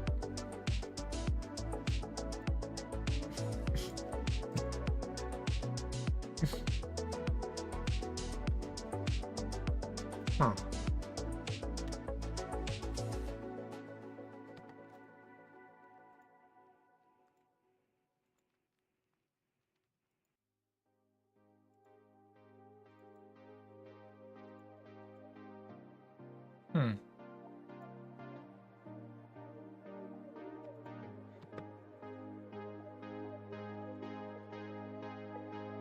Summons level details. There are no level details.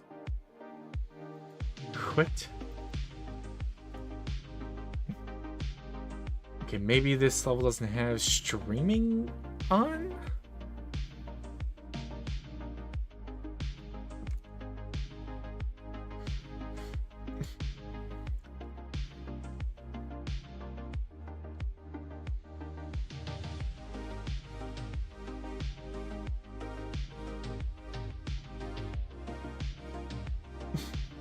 Alright, world settings.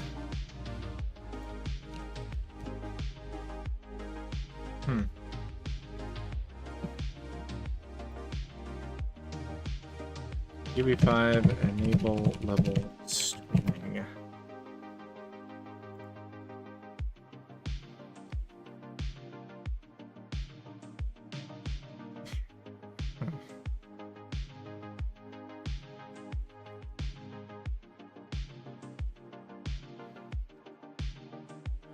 Level streaming volumes.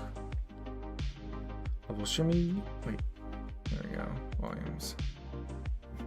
Oh, is this just going to be the standard documentation? It is. Oh, that's actually mildly helpful.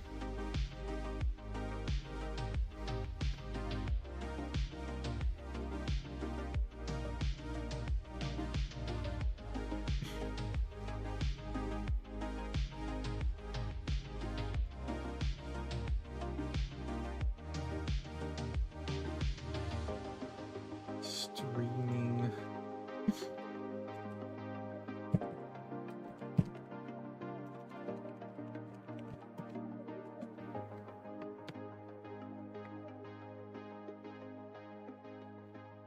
Maybe back.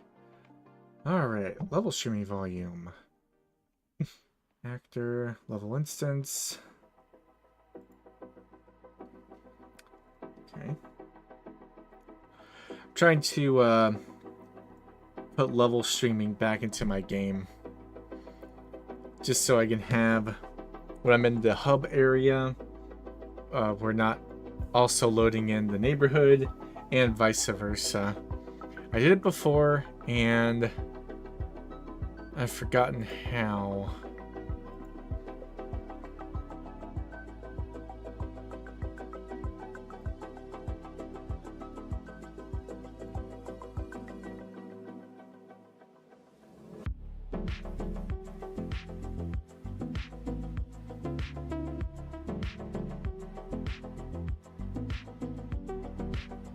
Oh, no, I'm meaning to unload assets from the neighborhood while I'm not in it.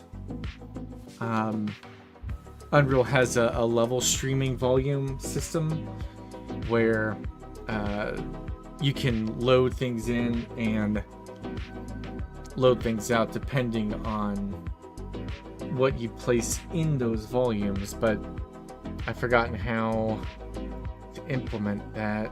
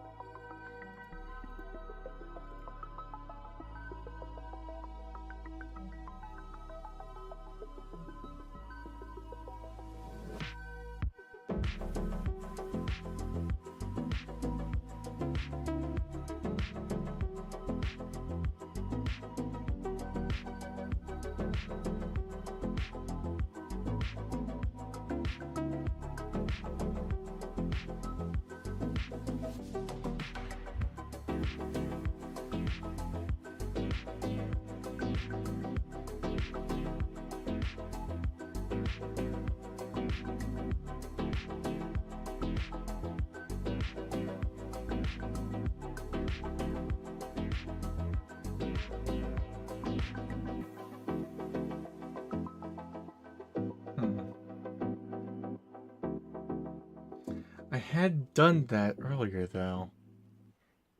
Like, I just set up some level streaming volumes. They were listed here on the side, and I was able to add assets to them such that when I ran into or out of them, it added or removed those assets from the world.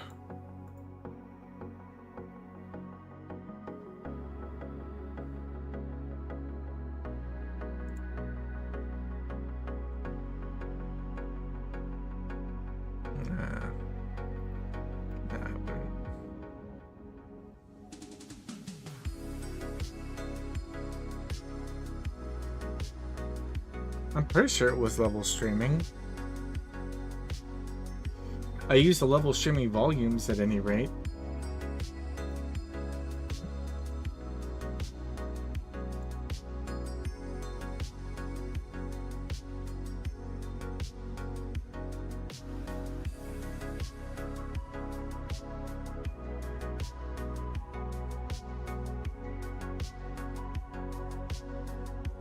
Oh, I think that's what I did.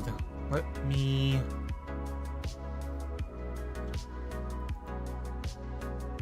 Oh, okay.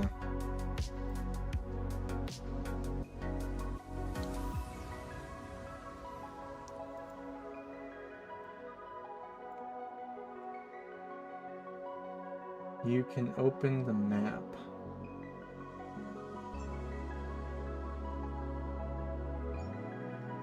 Not sure what you mean by that.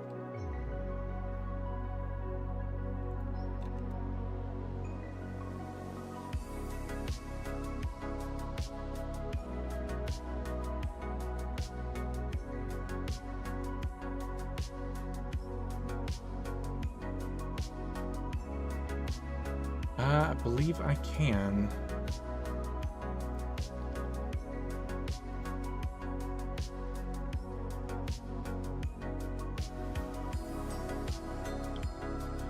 Woof. Which one was it? Let's say April?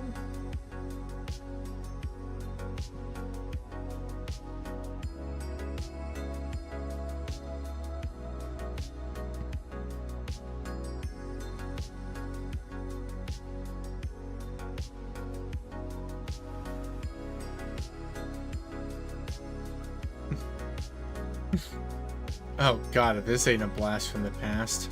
Damn. This is also not far back enough. March.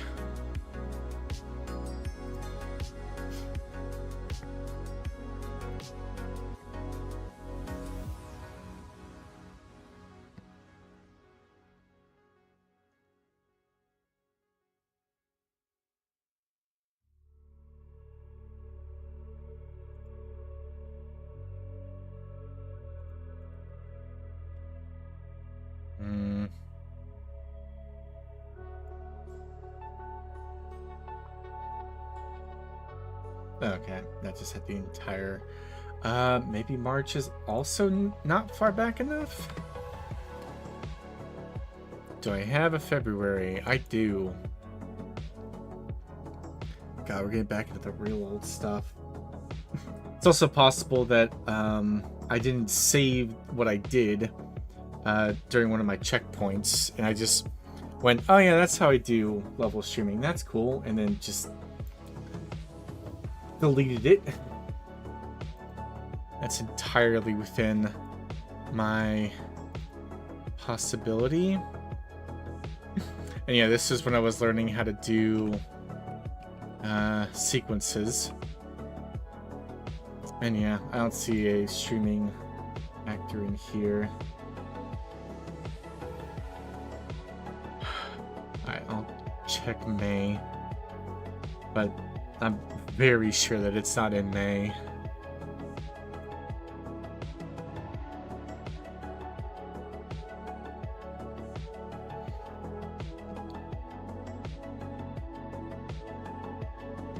Yeah, it is in here.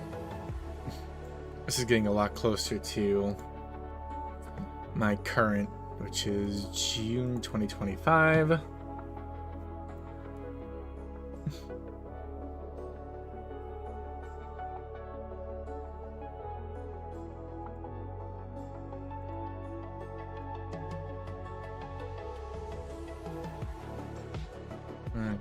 Back to there. Let me get rid of that.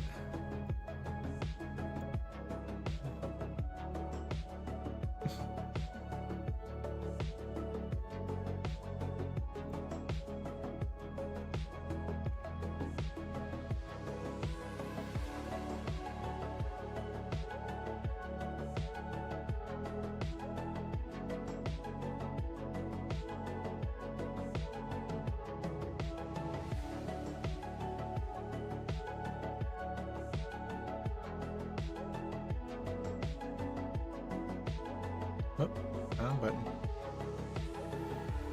Okay, you know what? Let me grab lots. I just grab lots. Levels. I can't make a new level with existing actors?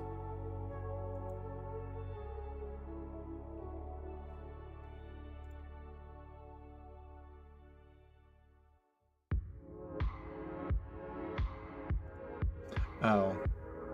Select all descendants. Create new level with existing things.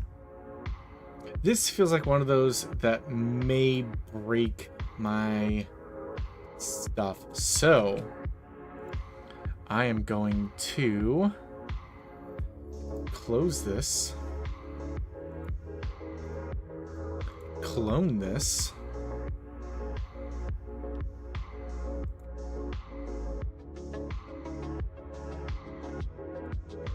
That's just to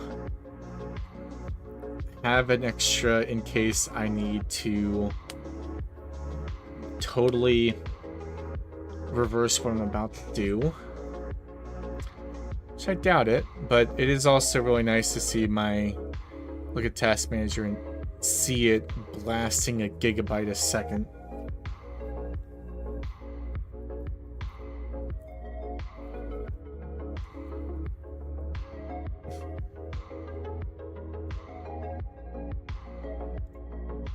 What's the size of this thing anyway?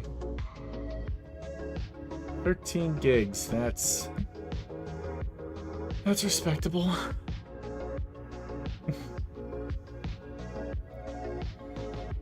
Just waiting for it to stop moving things. Okay. And that's just the Microsoft Windows search indexer running. Alright, back into June 2025 int. And we're about to do something spicy, possibly.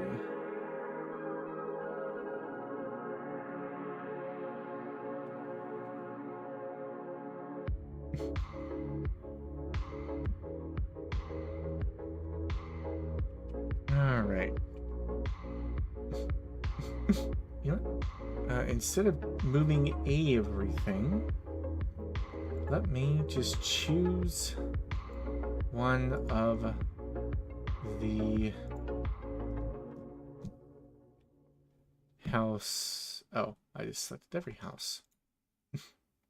Let's select 1115 Grand Planto Drive.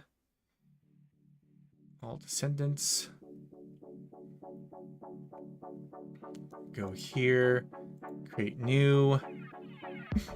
New map is 1115 GPD map.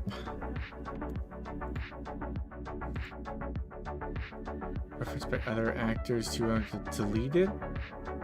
Ooh.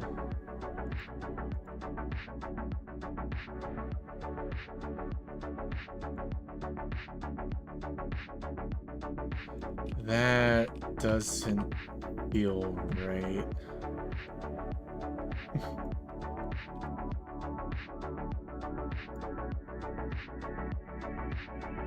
See if it runs.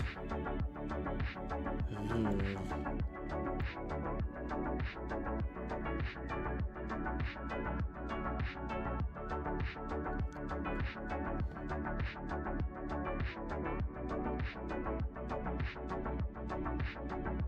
What?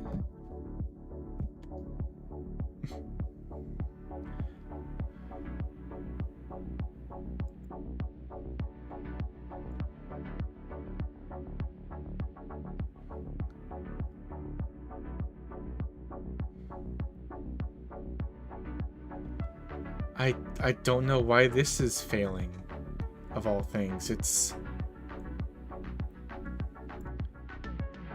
What? Can't connect pins. Object reference by ref is not... Okay, what if I undid that? And what the fuck?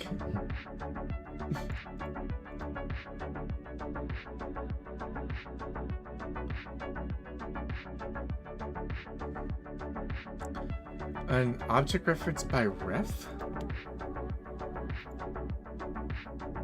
By ref?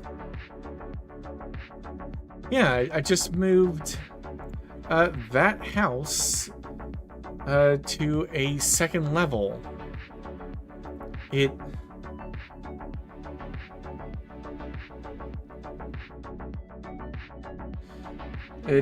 shouldn't have done. Apparently it didn't compile. But of all things, why is that failing? I didn't do anything to digging animal base character or human character object reference.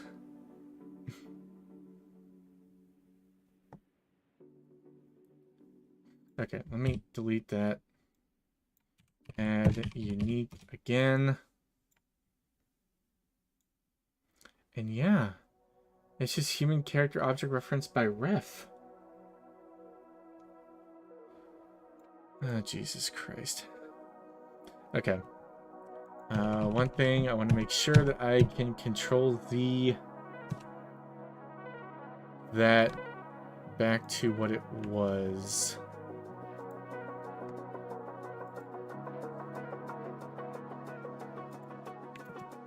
The fuck?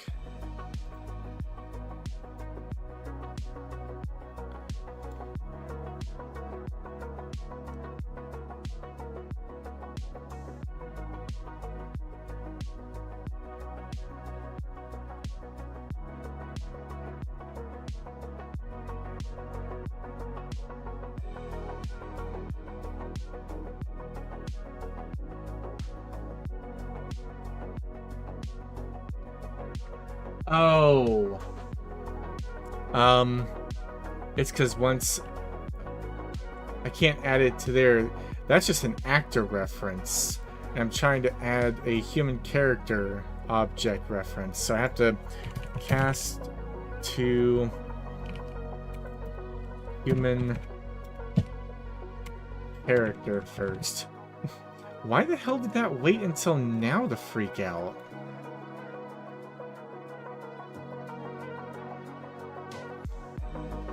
This is...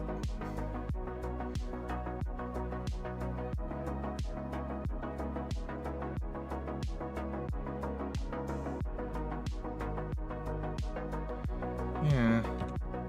That's so really, really weird.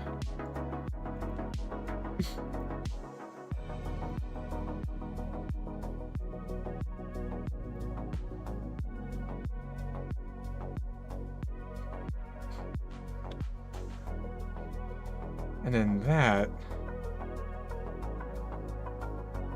Weird. Oh.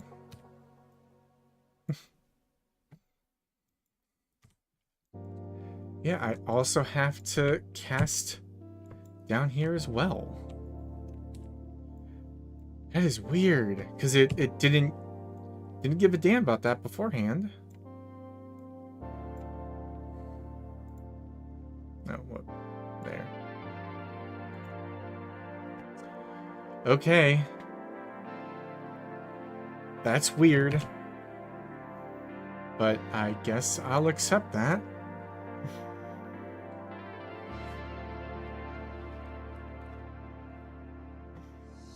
Now, let's go to 1100 Grand Planto Drive. That one there. Select all descendants. Levels, create new. It's going to be 1100 GPD level. Actors referenced by other actors and objects. You want to delete it? Oh. Huh.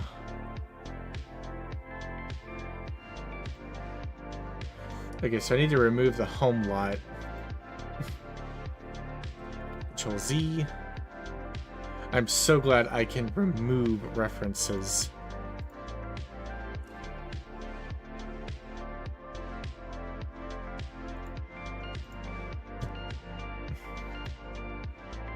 Alright, so go up to there. Select all descendants. And then remove the lot.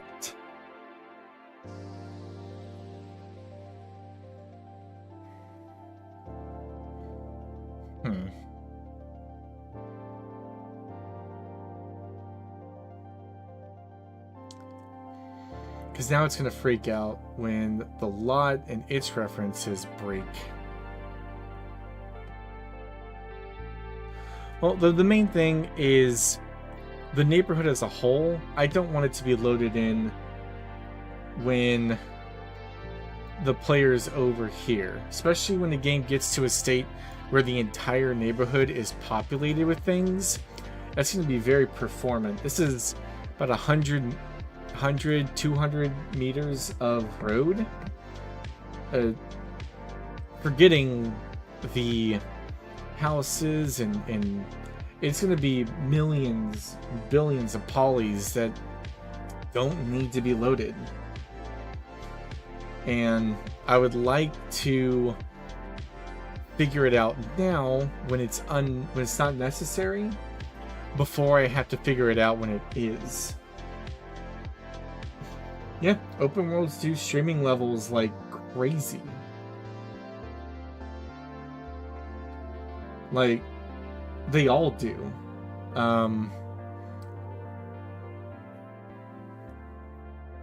Like, if you were to leave loaded, like that's one of the main things Monster Hunter Wilds is having difficulty with right now, is they people have cracked it open and found that Capcom has done a very poor job of culling anything. So what I need to do is, instead of just the lots and the other stuff, let me go up to the top here. Collapse you. Create a folder called neighborhood.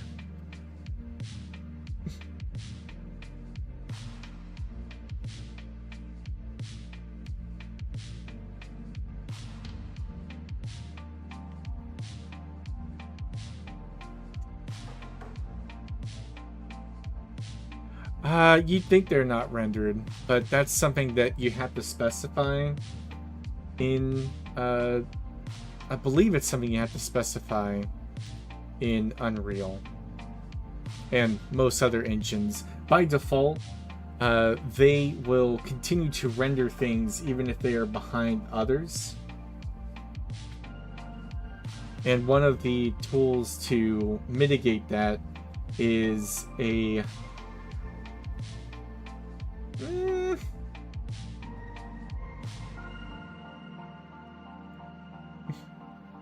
the road elements in there.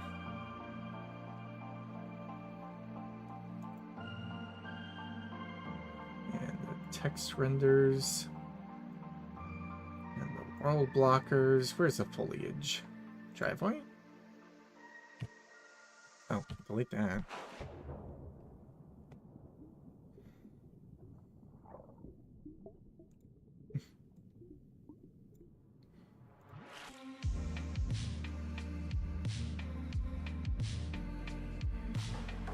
Where are these planes? Nothing else doing this step is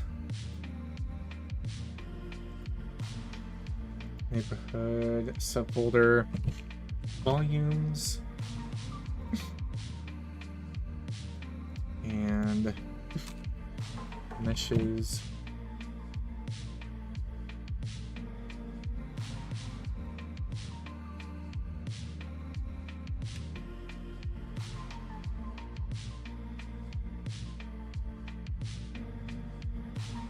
Alright, let me take your word for it.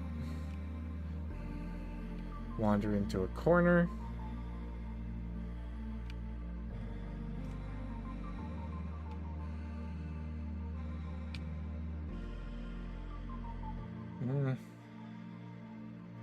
Oh, okay. Go back here. Freeze. Rendering frozen. Holy shit.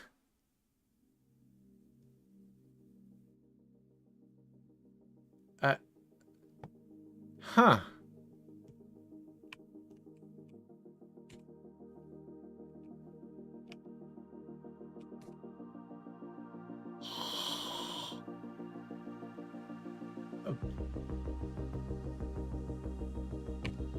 I think the trees are kept because they're a single actor.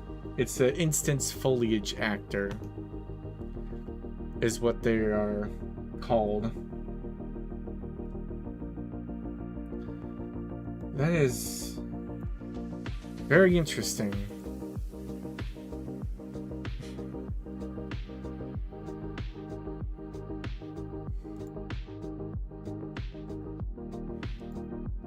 And these BP trash cans. Oh wait. Those planes. If nothing else, I need to do this organization right now. Because I am a bit tired of having so many things. What are you?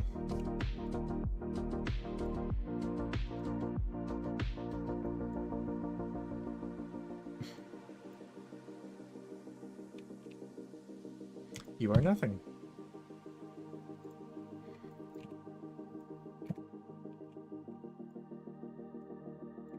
But yeah, that is world partition. That was, I think that's the phrase I'm looking for.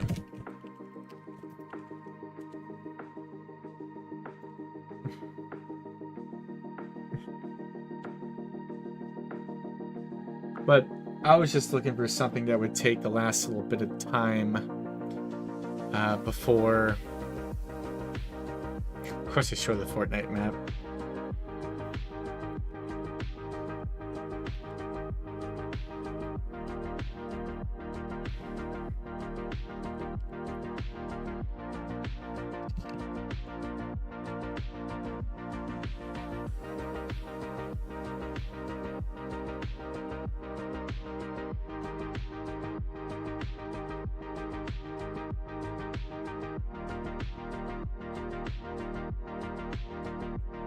Yep. I think I used that. Yep. World partition streaming. That's what I did.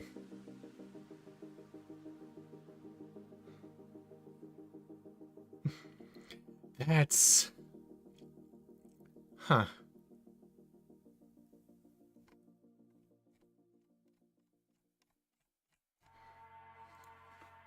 Huh. What's this spline actor?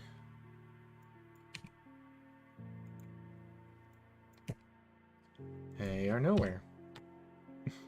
All transitions. Where's Manny? There's Manny. Hey, Manny.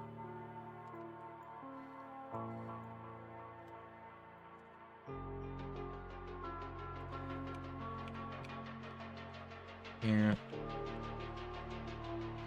But that's... I was definitely not expecting that. So I could instead just go over here, go into landscape mode.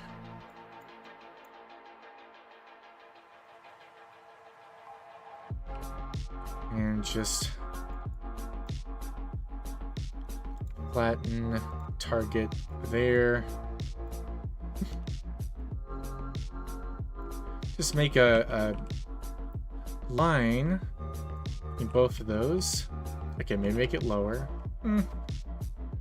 Nah, it's fine where it is.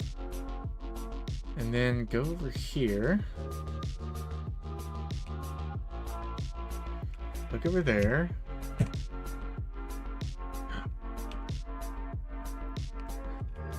Nah. Now, I took away the landscape too? Oh, I'm going the wrong way. Oh.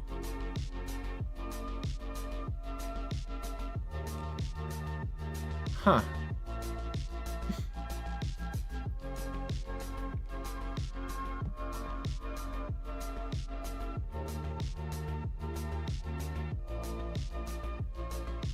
Huh.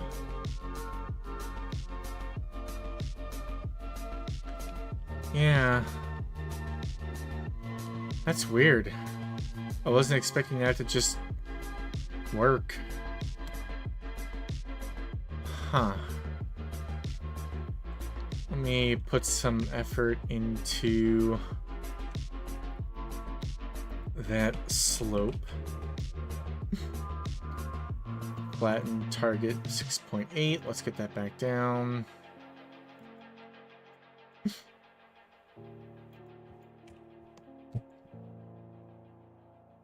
That's not something I've looked at in a long while. Pathing is still pretty good.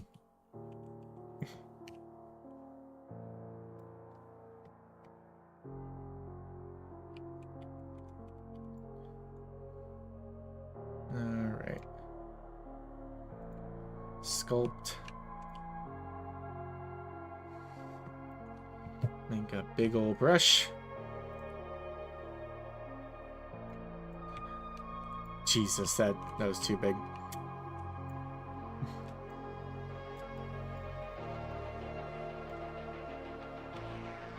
Okay, maybe instead of that, let's put you down to 0.1.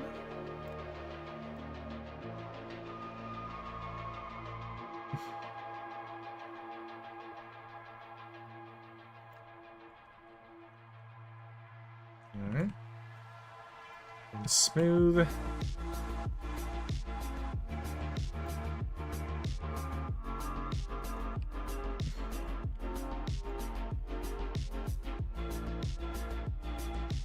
Ramp from the top down.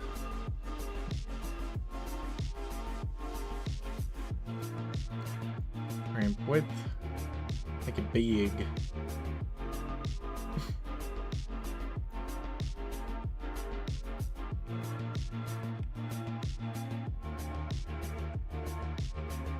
Okay. Back to select mode, and let's move these all outward and upward.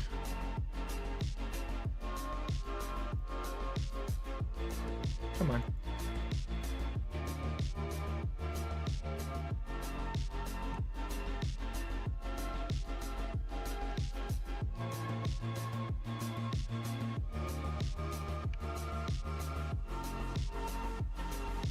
All right. And where is the transition? It is there.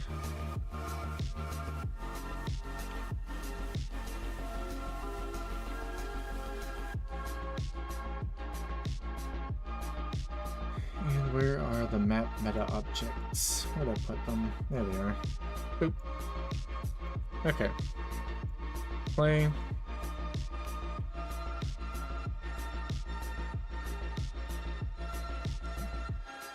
Alright. A little bit larger than I wanted. Here, do some more smoothing. Shift 2, smooth.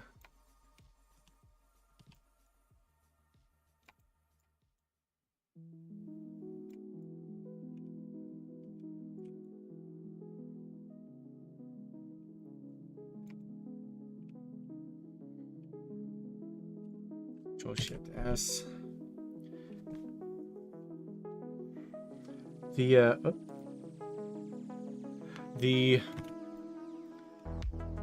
forest area is going to look eventually like my backyard. My house abuts a forest, and yep, shot of that is I go in the back, and there's just a natural spring back there. Every now and again you see deer, raccoons, And in the daytime, the raccoon will level into this action is pretty cool too. Allows you to drag a level on top of another and edit in place and have customization possible per level. Yeah, I think the hang up is when I see the word level, I'm thinking like an entirely separate. Where did trees go? They're all. Where did the trees go?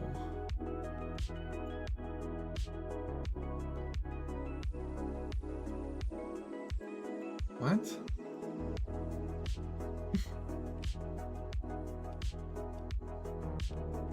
Like, half the trees are gone.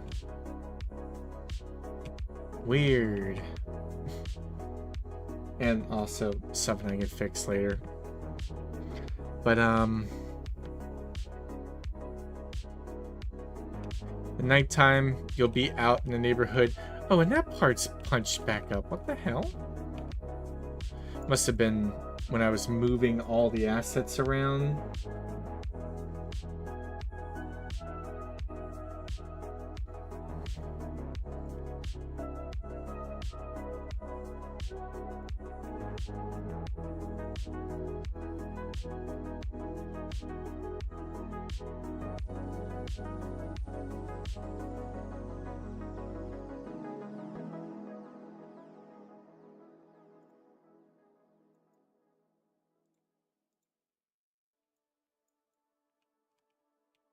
Oh, it fixed as soon as I Control Z'd it. All right.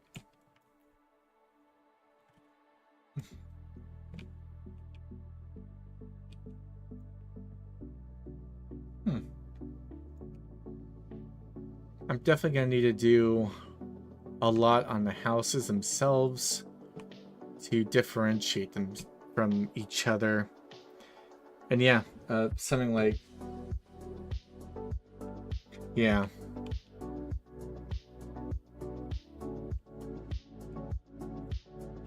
Oh, the mountain has entered.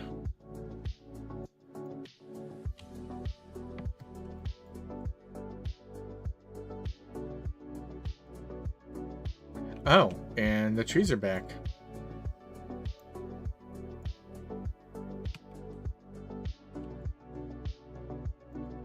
And those trees are back. What the heck?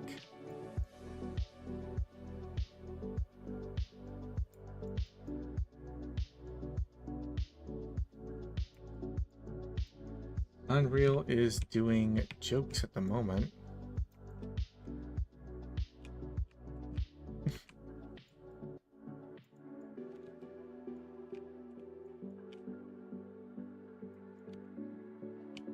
Weird. Just despawned some trees. All on its own.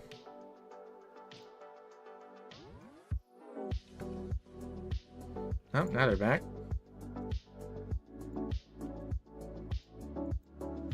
Some of them are back.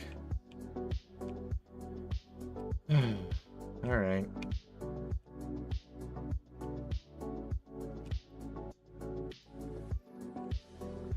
Data layers. I'll think on that. But for now, let me open this up. Right-click content. Resave all. Just force it.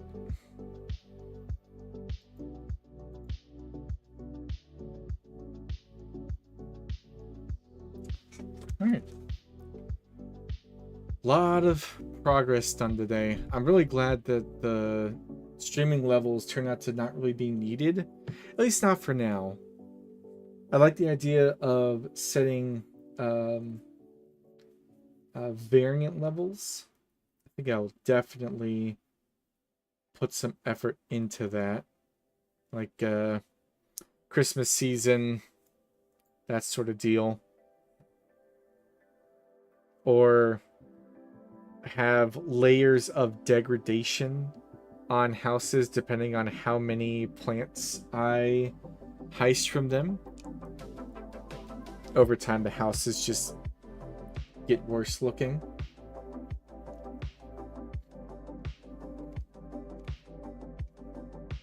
Evangelist.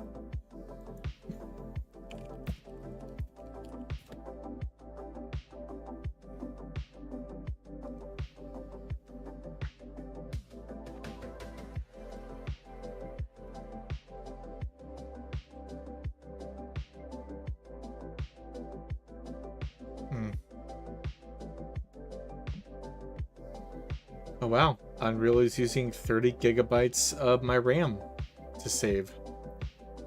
That's not concerning at all. Please finish saving. I really don't want you to crash during this.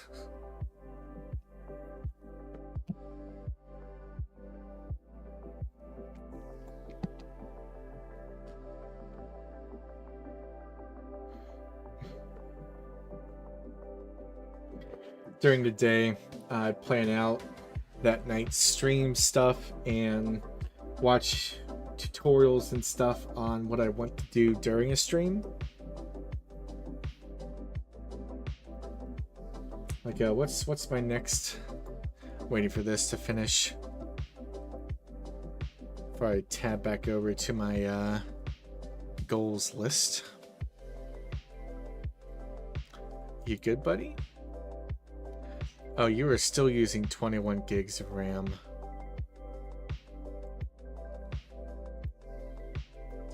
Why are you using 21 gigs of RAM?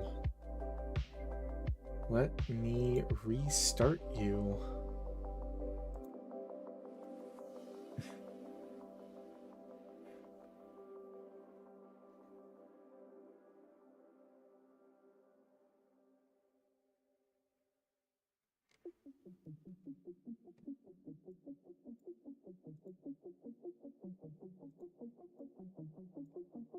Alright, back to 4 gigs. That's much more normal. Alright, looking forward to tomorrow.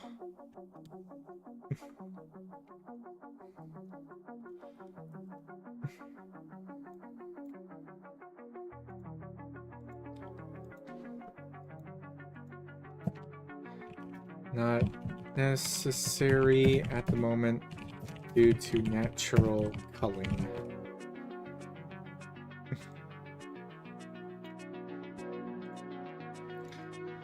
When I get to later releases, past the demo, I think, but maybe some during it, I need to make some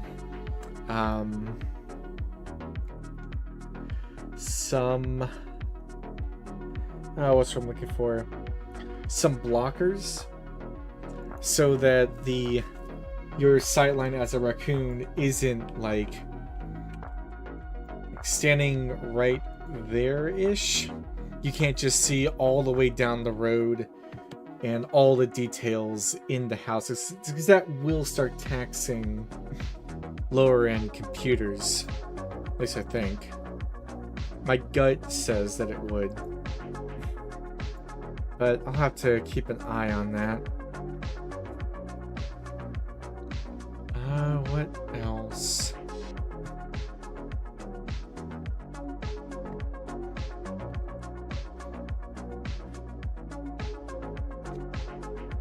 Oh, I did that yesterday.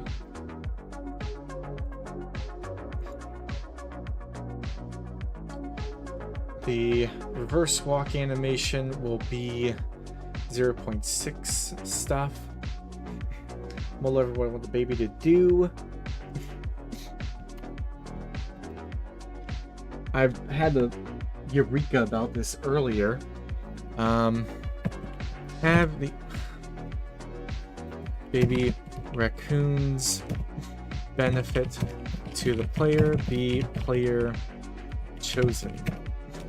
Either they make your digs deeper, wider, or faster.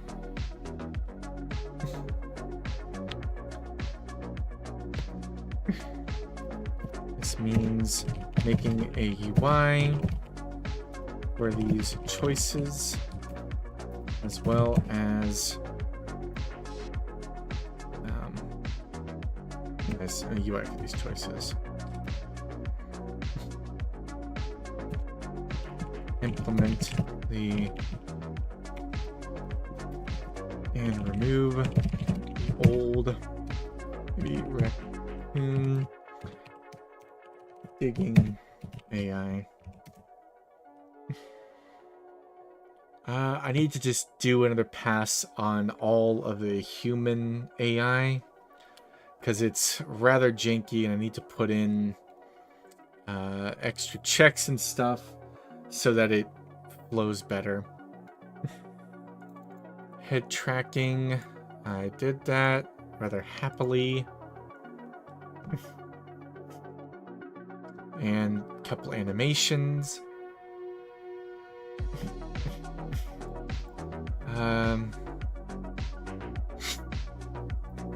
That transition should be an object that the player interacts with. Let me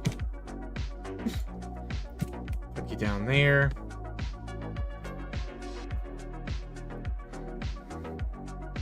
And save game and upload to Steam. The demo that I want for Steam for 0.5 is just my first thing ever uploaded to Steam. I just want something to put up there so that I can confirm that I know how to do it, and I can let my friends not really playtest the game, just load the game and see if their experience is the same as mine and my other friends' playtests. I don't want the game to be good. I don't want it to be enjoyable. I just want it to be a build on Steam that I can send to friends at my leisure. But that's going to be the very last day. That's probably going to be Saturday. Actually, what day is it? Yeah, Monday. I think Saturday or Sunday will be the save game system. I want to get that baby raccoon thing get put to bed. That's a big part of the game and indicative of how the player interacts with the other animal help. So that will probably be the bulk of tomorrow's effort. And I know basically everything to do. It's just to mull over how it's implemented.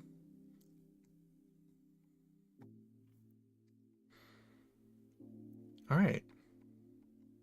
Other than that,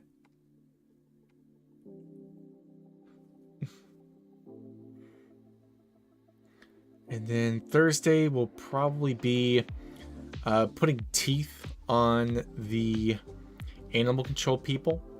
Make it so that they actually can reset you.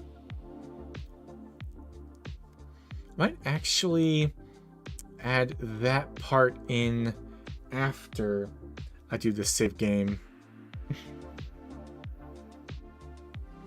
But that's to do later.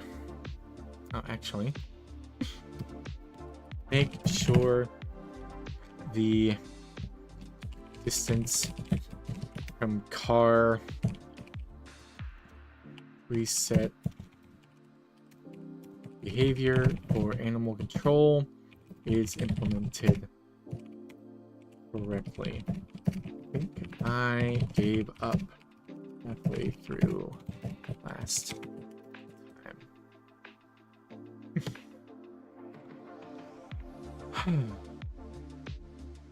Alright. But yeah, I started this week thinking that this was going to be a massive amount of work. And I'm already a little over halfway done. I'm happy with this. Shift-S.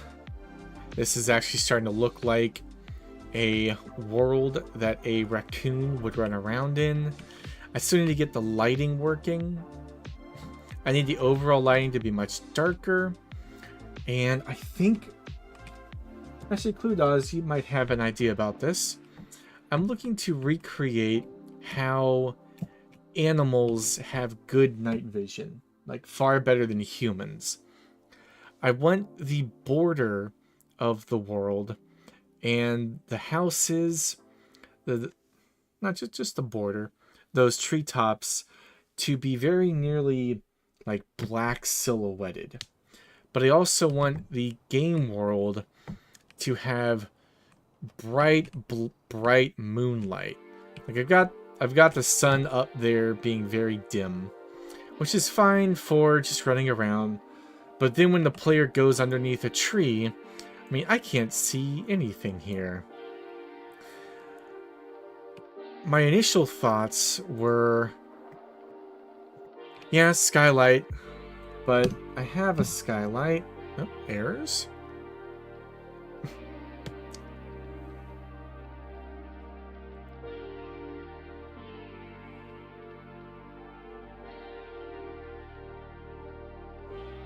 Oh, it's always nice when I find an error in something I haven't touched in months. What the hell? Oh god, that's standard macro. I don't want to touch that. Event binding plant severed in lot bounds?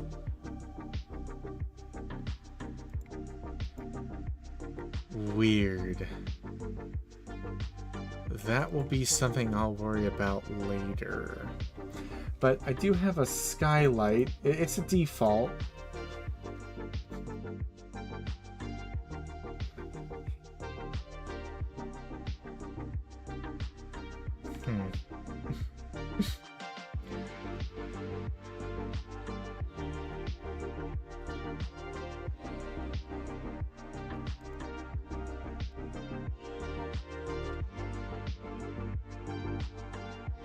Ah. Huh.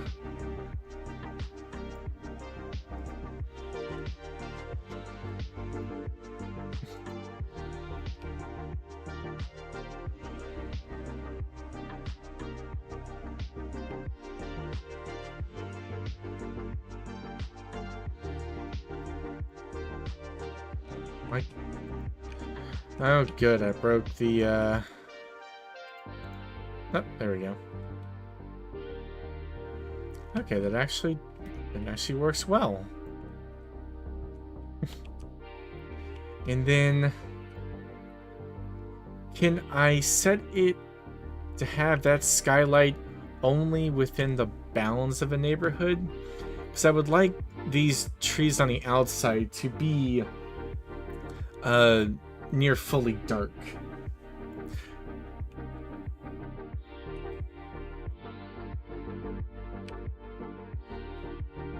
Like, is there Vex World? Ah.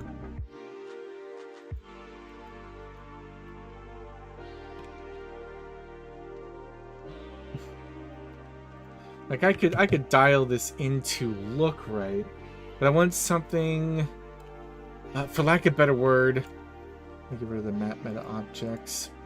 Something that would have, this isn't what I want, but like a bunch of spotlights down the center of a neighborhood. Yes. I want the sun not to hit the trees. So that the player gets the vibe of a... Why is the camera under the ground? I'll worry about that later. So that the game gets the vibe of being out at night. Search lighting channels on the tree.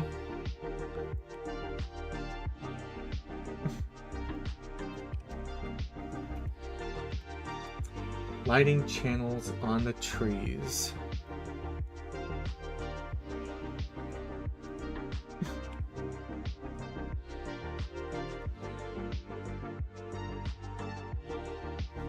On the components.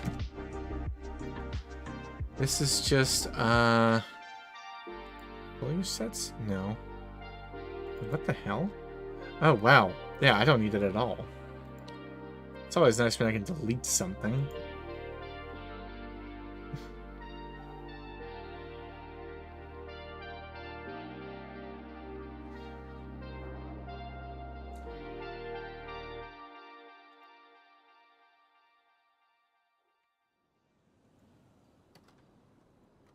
Okay. And then search light.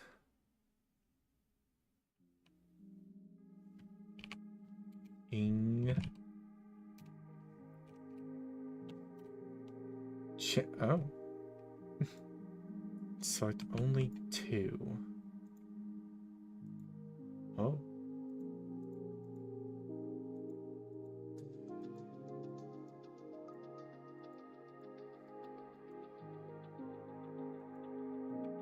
Oh, you know, I could just select all of the components and remove the lighting from them. That does make them a lot darker.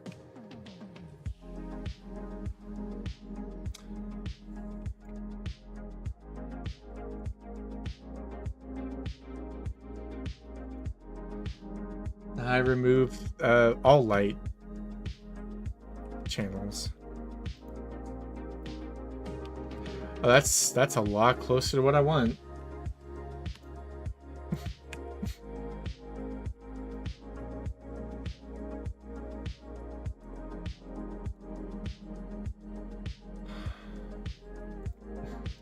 Yeah, I think what I need to do is just go find like an hour-and-a-half long tutorial and just sit on it until I understand what it says. Because the lighting isn't all that complex, it's just... I don't know it. What's this? That's a post-process.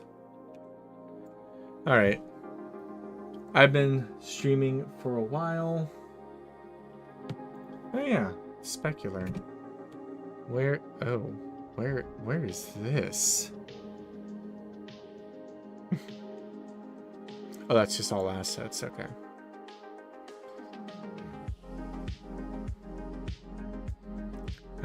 Where is it? Map assets. Plantos, meshes, blocking, leaves, roughness of 1, specular of 0. Apply. Oh yeah.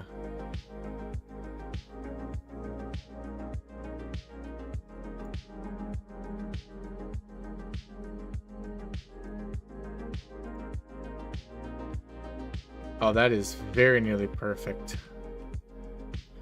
I just want something where like the player looks at it for like a single instant, knows, oh yeah, that's just a hedge of trees, and then stops paying attention to it. And I have that. I have a bright enough world that the player can understand and see all the things.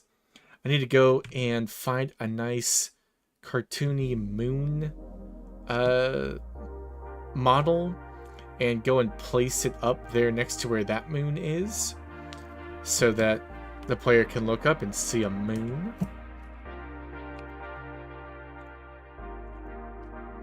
But yeah. For now. The walking blends. Oh yeah, it's very wrong. I did a lot to it, and not a lot that I did to it was good. Let's see, where is it? There.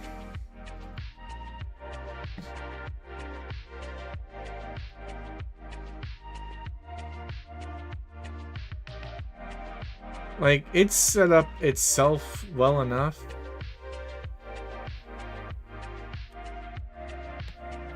Local space instead of world.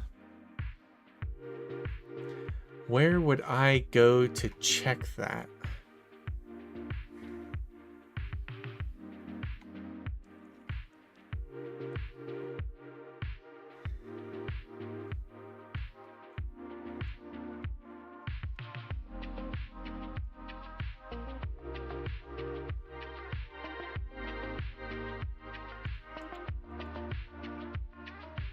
Animation blueprint.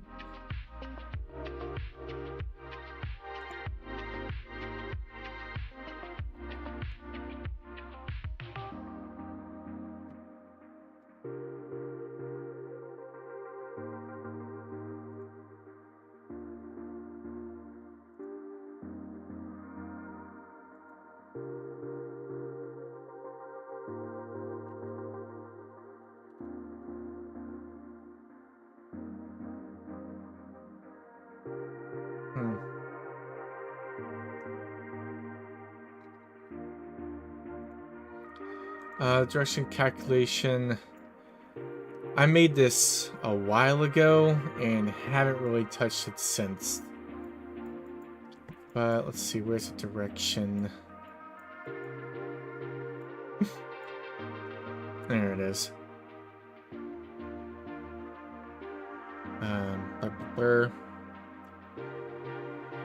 That rotation, direction, current velocity, accurate rotation, direction. So it comes from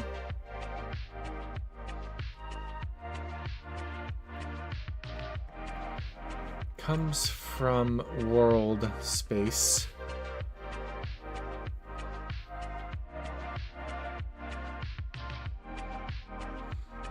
But yeah, when you move left to right, like it always biases left or right.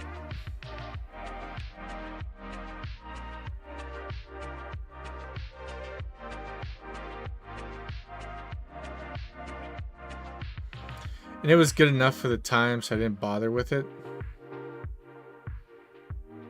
But yeah, right there, where it just waggles back and forth.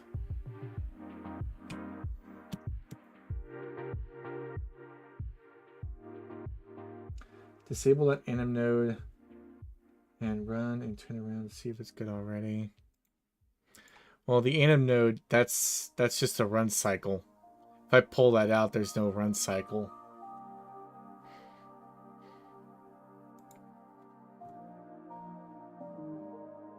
I do think it's with the way I calculate the direction.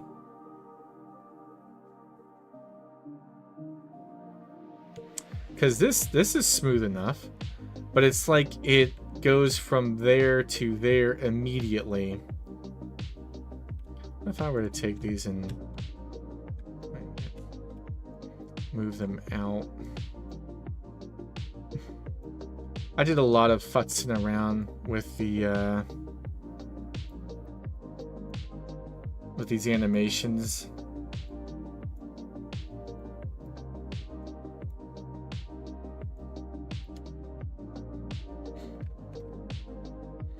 It is possible that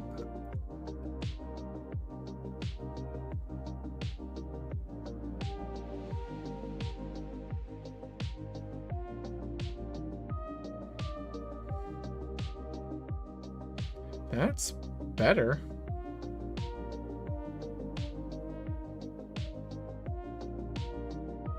Maybe add a dampener in so that small movements aren't actually registered. And that's popped out again. So, landscape.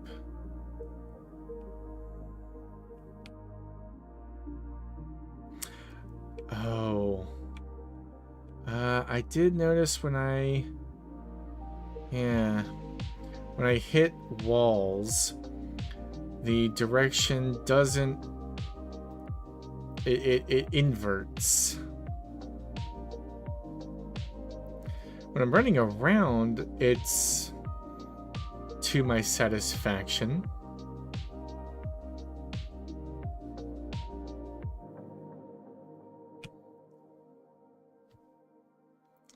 I have a dampener in there. I need to put an extra thing in to just stop rotation if the player has no forward movement. Or has just so little movement that...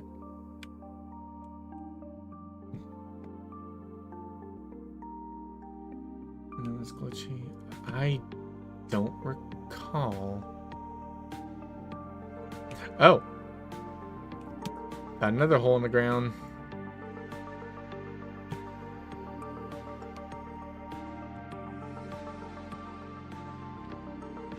Now, what I can do... Why is that there? 5x and 10x. Raccoon is holding... Oh, that's the difference between I currently have the animation for holding set to a separate blend space, and it just looks better to dampen the rotation amount in there.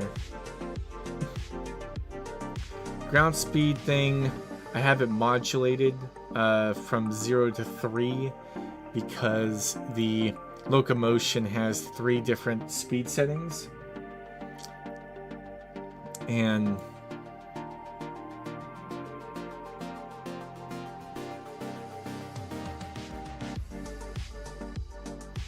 what does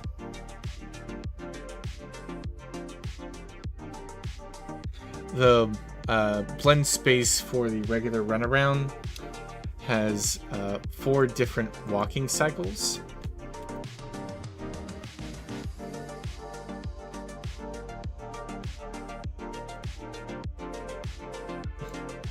Take and output float.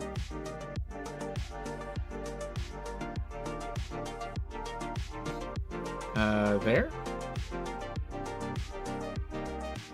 The fore branch. There. It negates the direction. Because... Let's see what this is.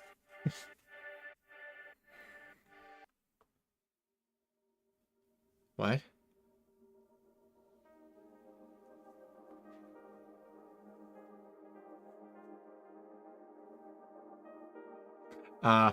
A tutorial that I saw showed this calculate direction, and it returns a negative 180 to 180.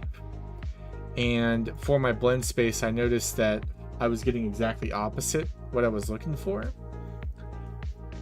At the time, I just negated it. But that does hint that maybe these are reversed. Maybe that should be on that side. What is that one?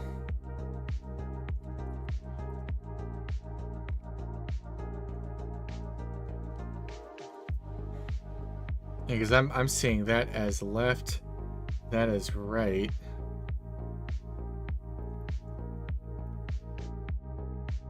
How do I tell which ones are IP run right? Yeah, that is on the right. Yeah, that is a good idea. Put that there for now. Take it there. I am curious though, what does that look like? Oh. That's a lot more peaceful than I thought it would be. Move you over there. Move you there. Move you there. And move you over. Move you over. Because yeah, if it's opposite to what I'm thinking it should be, then it's just when it flips from left to right, it snaps instead of following the blend space, because it's going from a negative to never mind. Let me just continue on, see if this works. Play up.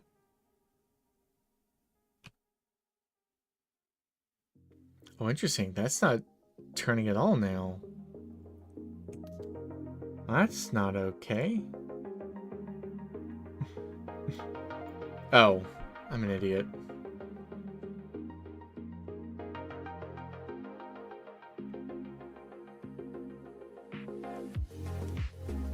That goes there. That should be 10.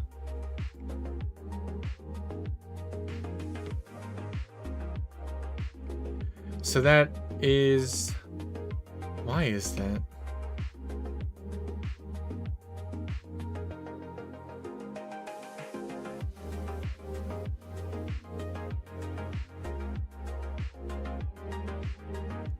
So that looks good. Why is it doing that?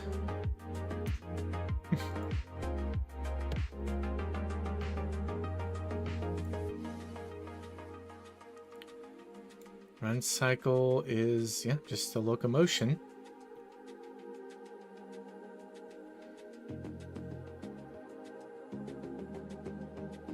And that matches on that side. That matches on that side. Oh, right. And I have another thing for that. Vector is 0. Goes up here.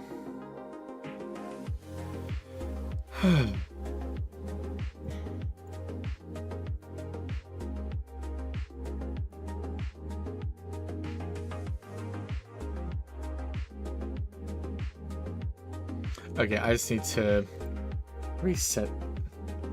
Negative 90, 90.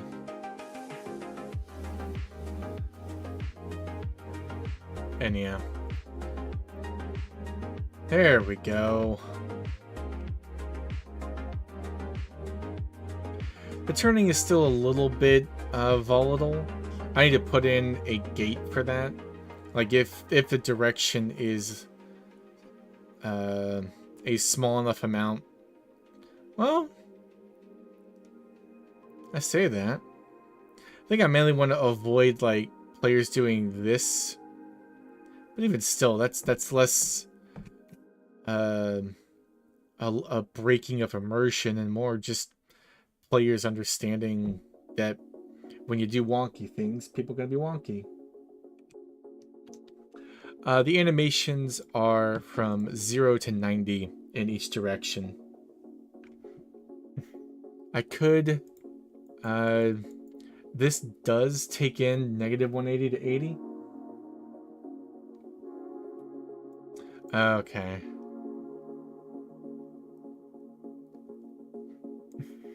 So just do that and that.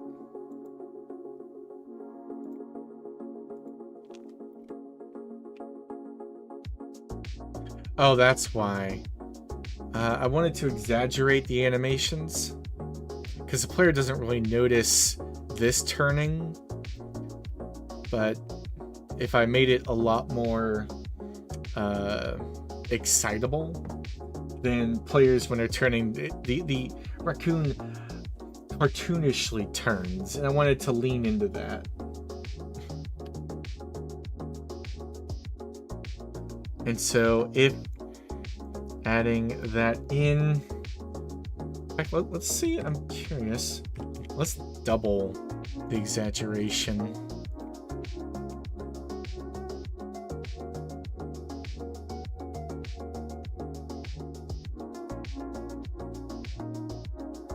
Oh, that's... I like that. Let's see how far I can take this before it gets ugly. X50. It's gonna be bad.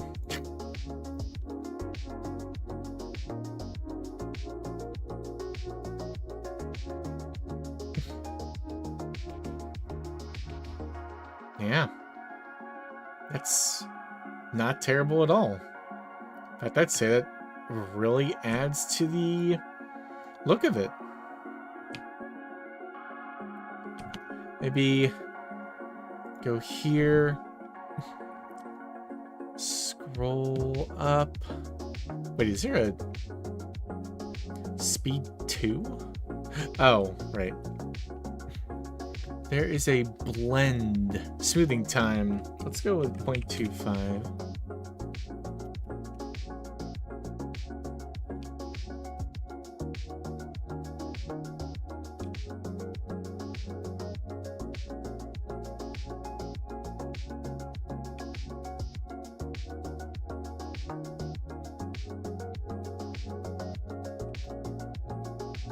Narrowing down. Let's try 1. I don't think it'll look good, but just to see. Come on. Just to see.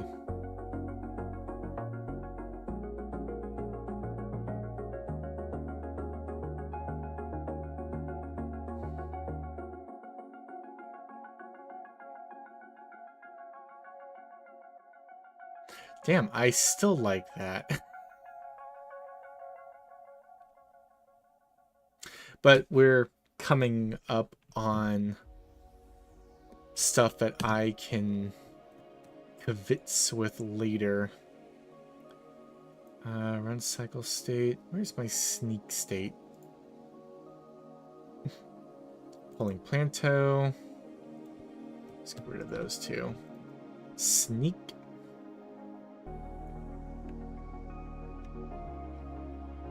And I already have a smoothing time on that. Let's go over here. Event graph. Let's add 50 to that. And this will be the last thing for tonight. 3.5 hours of streaming. I need to unwind. Oh, right. I need to move that over there. Move that over there. First thing you do tomorrow is fix what those errors are.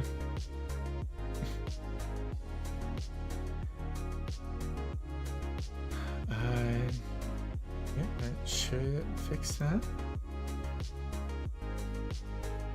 Oop.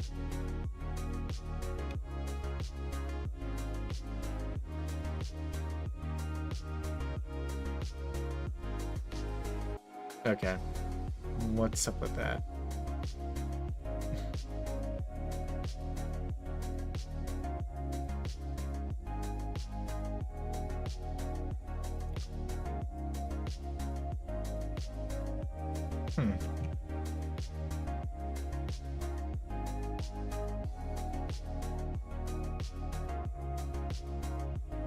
Yeah, I do.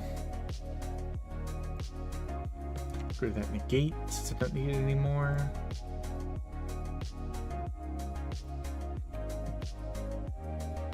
Dip it down to 10.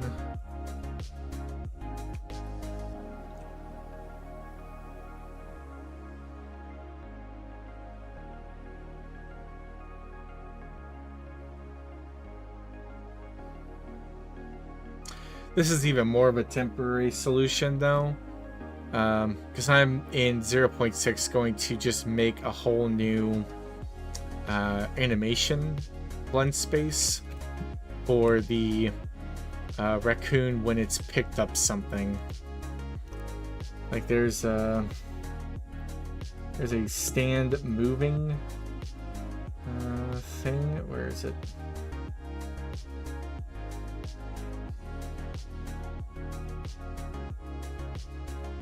Yep, that one.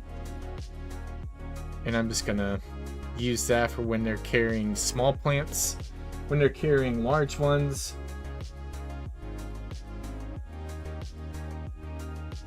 Oh, are these hefty animations? 150 kilobytes. I didn't think that was big.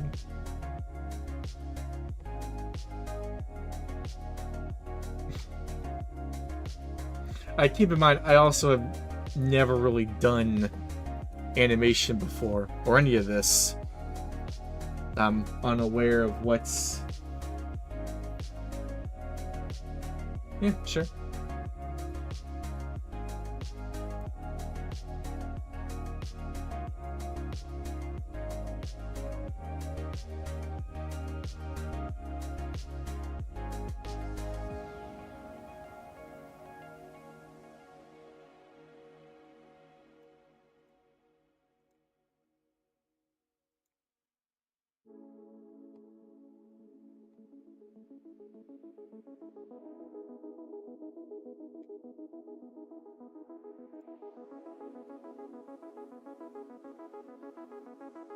These are 150 kilobytes.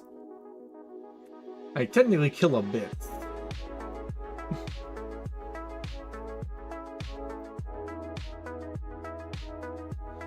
Yeah, these animations are like 2 or 3 seconds each. They are not hefty.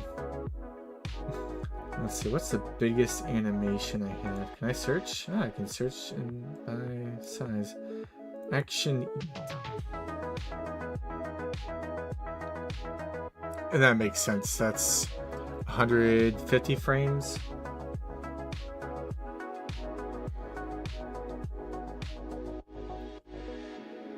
But yeah.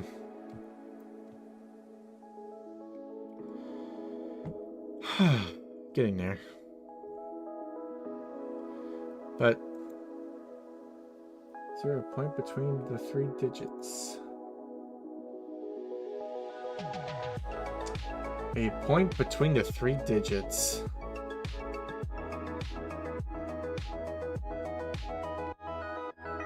Okay. I think I am done for the evening. Cludos, again, thank you for being in chat and giving me the advice so that I can jump to where I need to go quickly.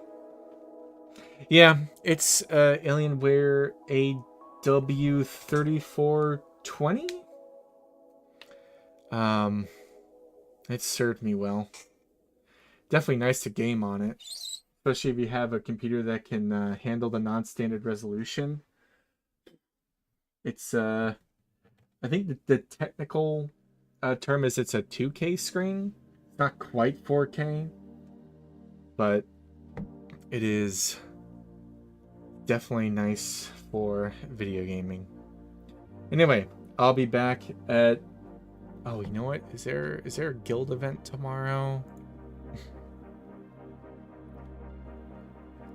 There is, but it's stuff that I don't want to be involved in. So, I'll be back. 1440. That's a nice one.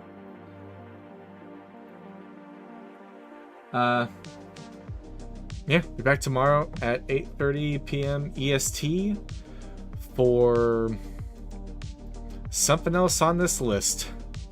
But for now, I'm going to decompress and go do something else. Goodbye, and have a wonderful evening.